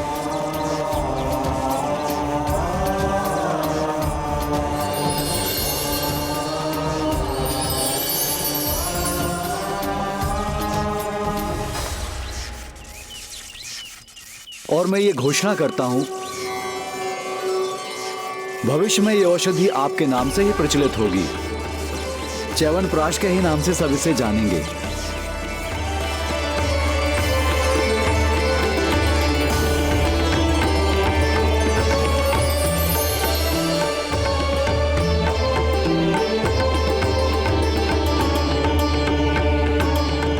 तत्पश्चात उस औषधि के प्रभाव से ऋषिवर के नेत्र वापस आ गए और ऋषिवर एवं सुकन्या दोनों का यौवन पुनः वापस आ गया।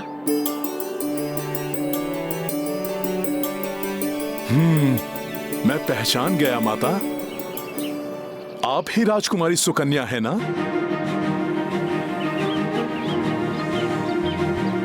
माता, आप दोनों की कथा से मुझे इतना तो ज्ञात हो गया है कि ऋषिवर मात्र शीघ्र कुपित ही नहीं होते, अपितु वो भावुक भी हैं, न्याय भी करते हैं। हो सकता है इन्हीं सब के मध्य से ऋषिवर को ध्यान से जागृत करने का कोई उपाय निकल आए। हाँ हनुमान, लक्ष्य को ध्यान में रखकर निरंतर आगे बढ़ने वाला ही लक्ष्य को प्राप्त कर सकता है।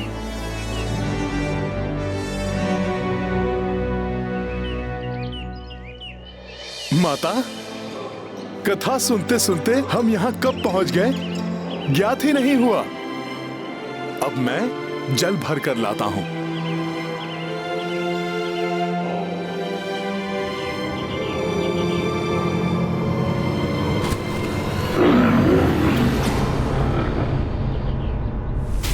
कहीं कोई दिखाई नहीं दे रहा है।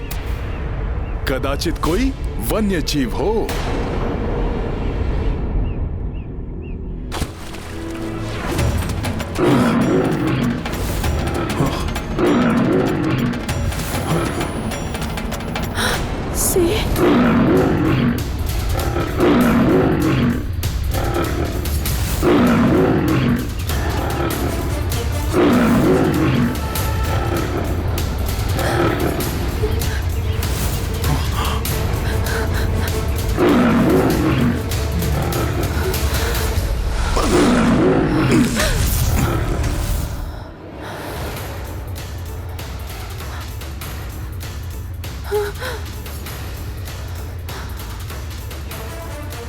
भयभीत होने की कोई आवश्यकता नहीं है माता। मैं संभाल लूंगा सिंह को। रुक जाओ हनुमान। जीव हिंसा ऋषिवर के सिद्धांतों के विपरीत है, विशेष रूप से वन जीवों की। हिंसा के वो पूर्णतः विरुद्ध है, इसलिए तुम इस सिंह को आहत मत करना। क्या सोच रहे हो वानर? मेरा आहार बनो, अन्यथा मेरे मार्ग से हट जाओ। हनुमान, सिंह का आहार मुझे बनने दो। तुम्हें तो अभी अनेक कार्य करने हैं। ये सत्य है माता कि मुझे अनेक कार्य करने हैं। प्रभु श्री राम के सुख में राज्य को स्थापित होते हुए भी देखना है, किंतु इन परिस्थितियों में मेरा कर्तव्य ये कह रहा है कि मुझे अपने जीवन की बलि दे देनी चाहिए।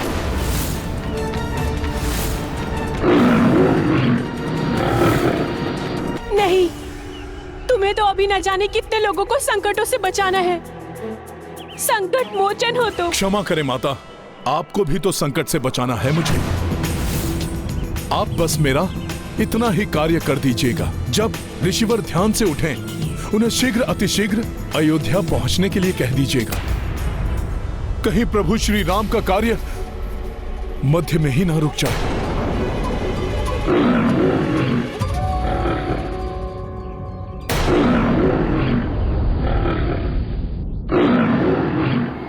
मुझे अपना आहार बनाकर अपनी क्षुधा शांत कर लो वनराज, मैं प्रस्तुत हूं। सुकन्या के जीवन लाए, पवन तनय सिंह सम्मुख आए। स्वप्राणा भी तनिक न मोहि, संकट मोचन समना कोई। महाबली हनुमत की रुचि राम भगत। जय जय जय रघुनंदन राम, जय जय जय महाबली हनुमान।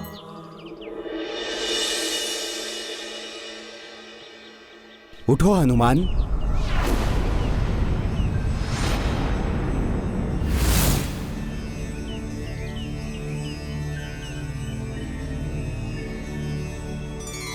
तुम्हारी परीक्षा लेने हेतु मैंने ही सिंह का रूप धरा था। हनुमान, मैं तुम्हारी धर्मपरायणता और परमार्थ के प्रति निष्ठा देखकर अत्यंत प्रसन्न हुआ। प्रणाम ऋषिवर। कल्याण हो हनुमान। कहो, क्या इच्छा है तुम्हारी? क्या वरदान दूं मैं तुम्हें? मेरे लिए तो यही सबसे बड़ा वरदान होगा ऋषिवर कि आप मेरे साथ अयोध्या चलें और प्रभु श्री राम के अश्वमेध यज्ञ में आप भाग लें। स्वयं प्रभु श्री राम ने मुझे यहां आपको लाने भेजा है। स्वयं प्रभु श्री राम ने अपने इस तुच्छ भक्त को बुलाया है। अब ये भक्त प्रभु श्री राम के आदेश का पालन करने में एक क्षण का भी विलंब नहीं करेगा। प्रभु श्री राम ने अपनी अयोध्या नगरी में अपने भक्त को बुलाकर उसका जीवन धन्य कर दिया है। मैं आ रहा हूं प्रभु, प्रभु श्री राम, मैं आ रहा हूं। अद्भुत है ऋषि च्यवन की भक्ति, विलक्षण है इनका प्रभु प्रेम।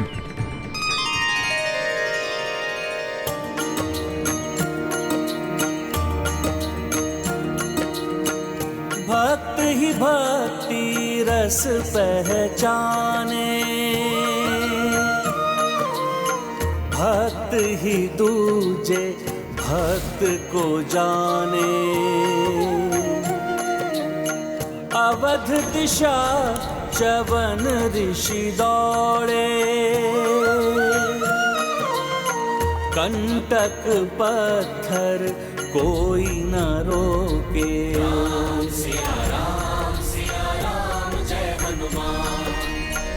देख कपि भावुक हो आई, ऋषि प्रतिपग प्रहस्त उठाई।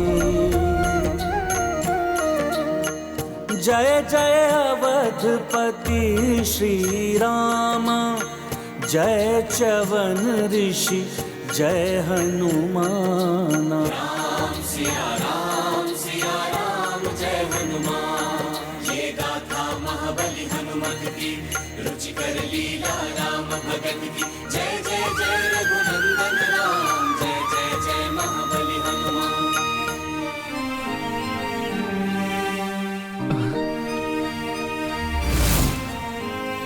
क्या हुआ ऋषिवर? आप रुक क्यों गए? तुम क्लांत हो गए होगे हनुमान। कब तक इस प्रकार मेरे पांव के नीचे अपने हाथ रखकर मुझे कष्ट पहुंचने से सुरक्षित रखोगे?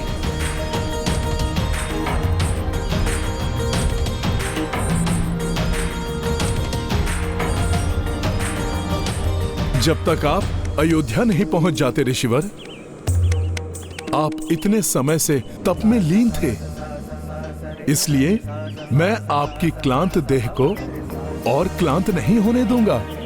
अब चिंता ना करिए, प्रभु कृपा से मुझे कुछ नहीं होगा। तुम धन्य हो हनुमान, धन्य हो। तुम अभी भी अपनी नहीं, मात्र मेरी चिंता कर रहे हो। परमार्थ का ऐसा परम भाव मैंने किसी और में नहीं देखा।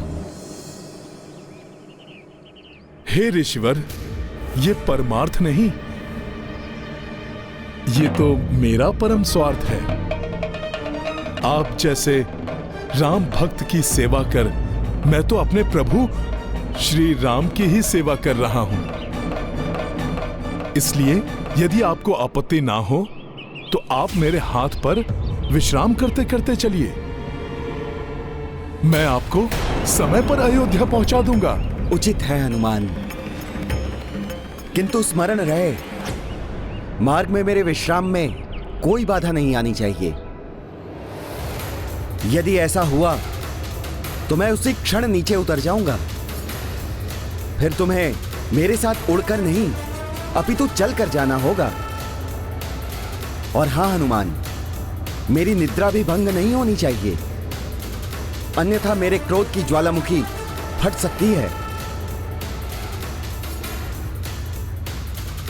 ऋषिवर, मैं सावधान रहूंगा।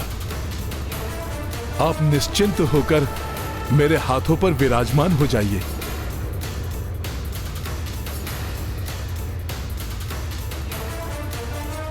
जय श्री राम।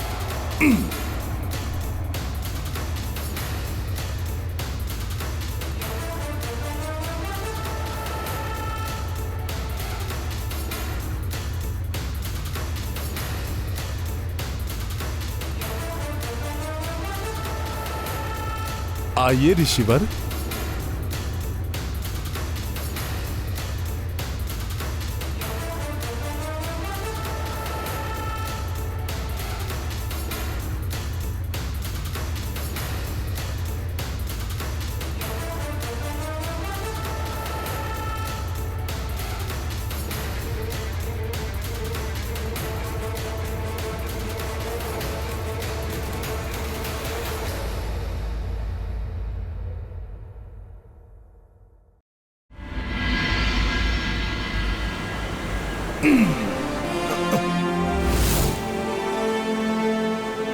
यदि उड़कर गया तो कहीं विश्राम करते हुए निद्रा में ऋषिवर की पकड़ ढीली पड़ गई तो वो गिर सकते हैं। इसलिए मुझे चलकर ही जाना चाहिए। जय श्री राम।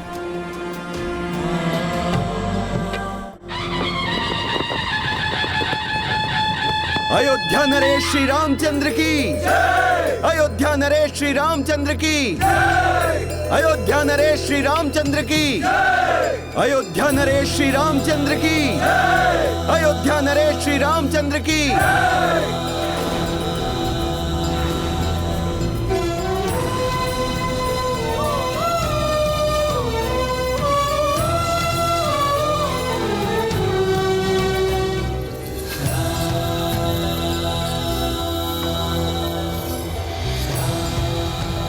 दूर दूर से अनेकों ऋषि मुनि, राजा महाराजा एवं अन्य अतिथि पधार चुके हैं।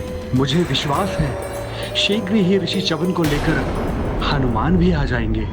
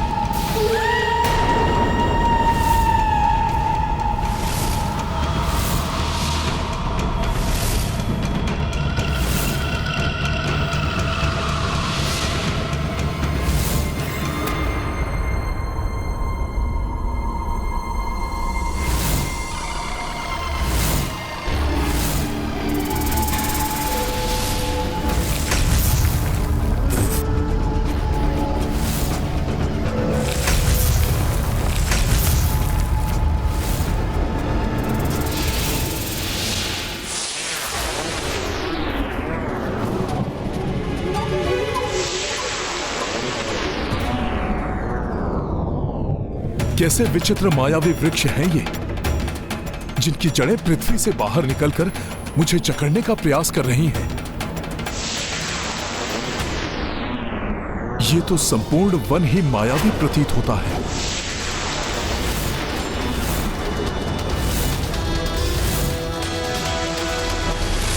इस प्रकार तो ऋषिवर की निद्रा भंग हो सकती है, फिर उनका क्रोध जागृत हुआ तो अनर्थ हो जाएगा।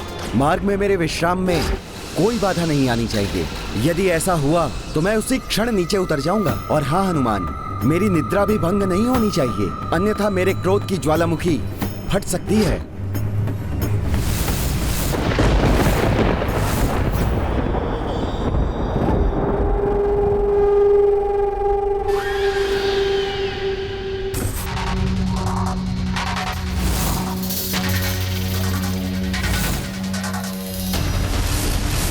ये तो विकट स्थिति उत्पन्न हो गई। यदि मैं झटक कर इन जड़ों को अपने पांव से मुक्त करता हूं तो ऋषिवर की निद्रा भंग होने की संभावना है, और यदि मेरे पांव मुक्त ना हो तो आगे ही नहीं बढ़ पाऊंगा मैं। फंस गया मरकट मेरे मायावी जाल में।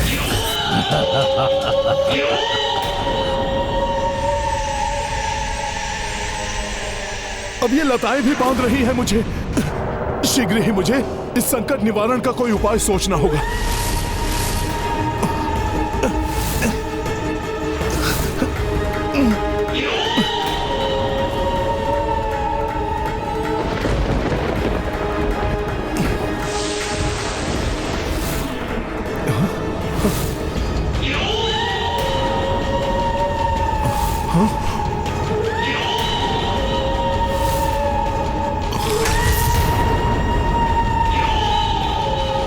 अब ये आसुरी आकृति कहां से उत्पन्न हो गई?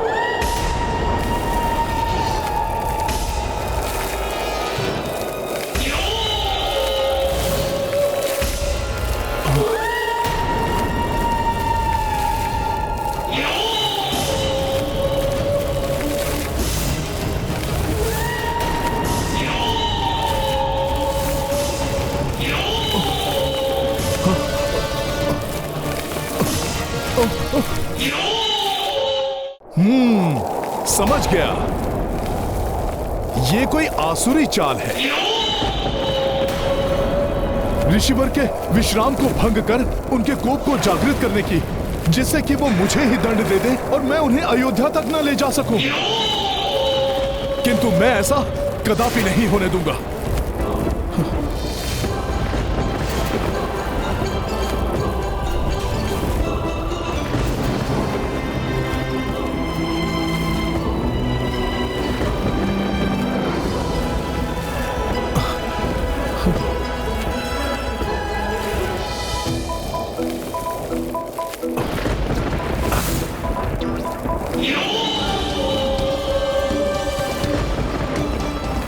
सखा,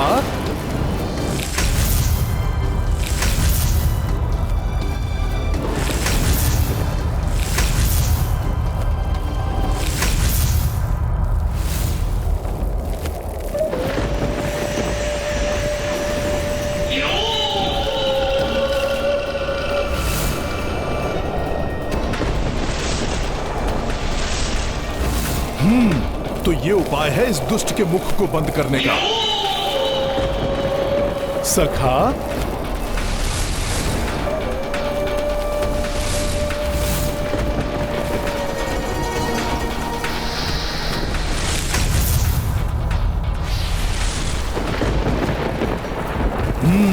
इस आसुरी मुखाकृति से तो छुटकारा प्राप्त हुआ।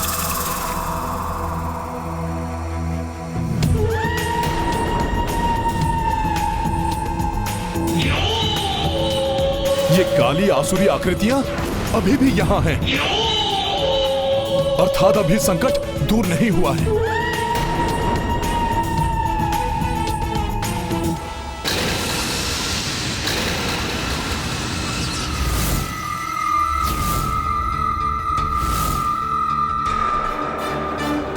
ऋषिवर को आहत नहीं होने दूंगा मैं। सखा,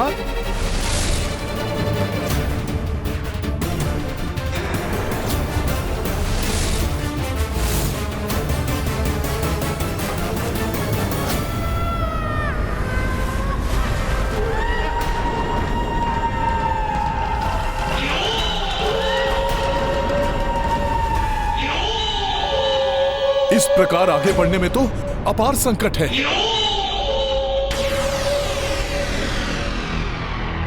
ऋषिवर के प्राण सुरक्षित नहीं है, इसलिए उनकी निद्रा और विश्राम भंग हुए बिना सर्वप्रथम मुझे इन मायावी वृक्ष रूपी संकटों से मुक्ति पानी चाहिए।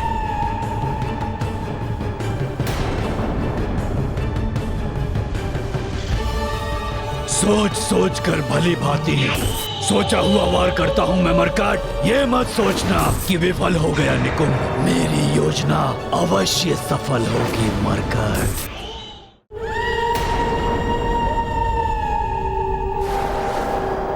तो दुष्ट निकुंभ अभी भी अश्वमेध यज्ञ में व्यवधान उत्पन्न करने का प्रयत्न कर रहा है।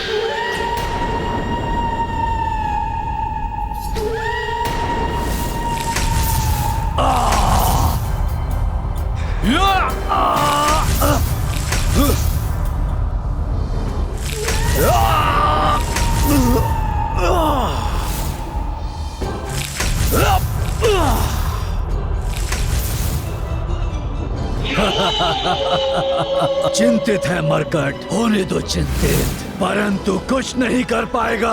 मेरी माया से बच नहीं सकेगा वो। सर्वप्रथम ऋषिवर के विश्राम की उचित व्यवस्था करता हूं, उसके उपरांत ही इन असुरों को मार्ग से हटाऊंगा मैं।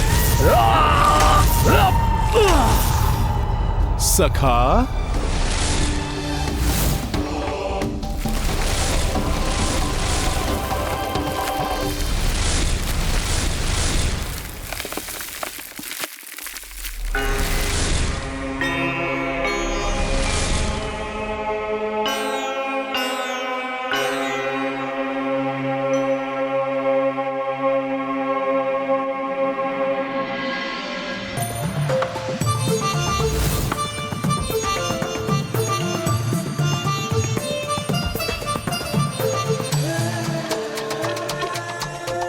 जय श्री राम।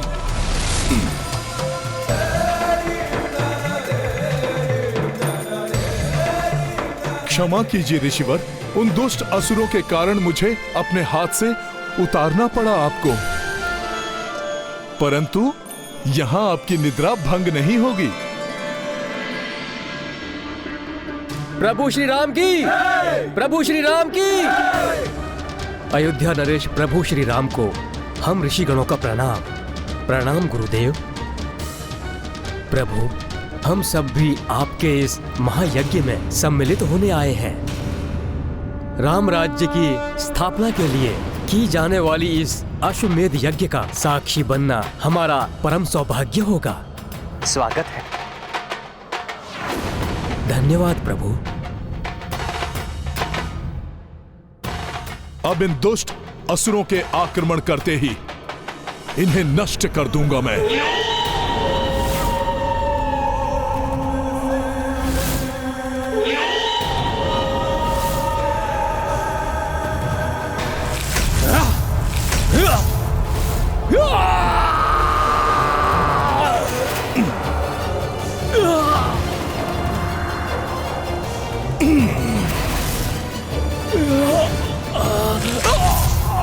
बताओ मुझे, तुम्हारे अन्य सहयोगी कहाँ हैं? रोक नहीं सकोगे तुम मुझे मरकट, भले ही कितने प्रयत्न कर लो तुम। निकुंभ हूं मैं, सहो मेरे असुर सेवकों के प्रहार।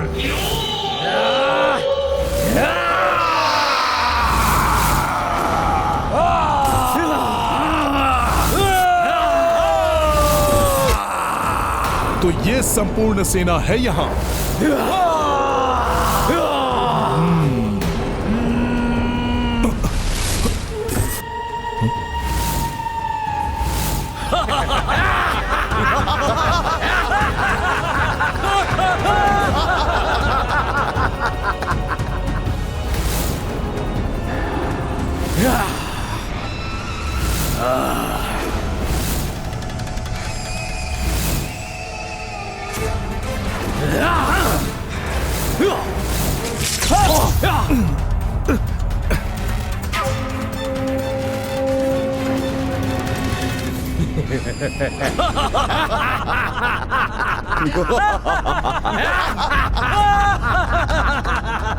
अरे ये क्या है? मेरी दृष्टि बाधित कर दी इन मायावी कड़ों ने। अब तुम यहाँ खड़े रह जाओगे हनुमान, और हम सब आक्रमण कर इस ऋषि का वध कर देंगे। और सब वहाँ अयोध्या में तुम्हारी प्रतीक्षा करते रह जाएंगे, और यज्ञ का मुहूर्त बीत जाएगा।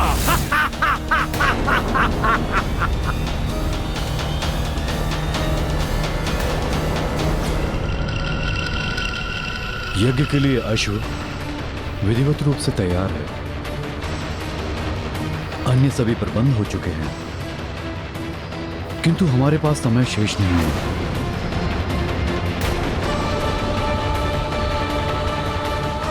यदि ये पहर बीत गया तो मुहूर्त निकल जाएगा।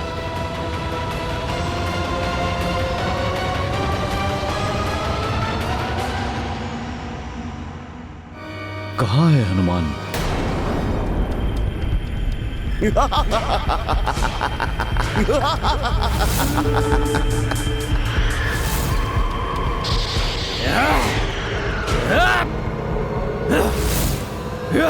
मेरी दृष्टि बाधित हो गई है। कहीं ये दुष्ट राक्षस ऋषिवर की निद्रा ना भंग कर दें। यदि ऐसा हुआ तो अनर्थ ही हो जाएगा। राम वीडियो सबसे पहले देखने के लिए हमारे चैनल को सब्सक्राइब करें और बेल आइकन दबाएं।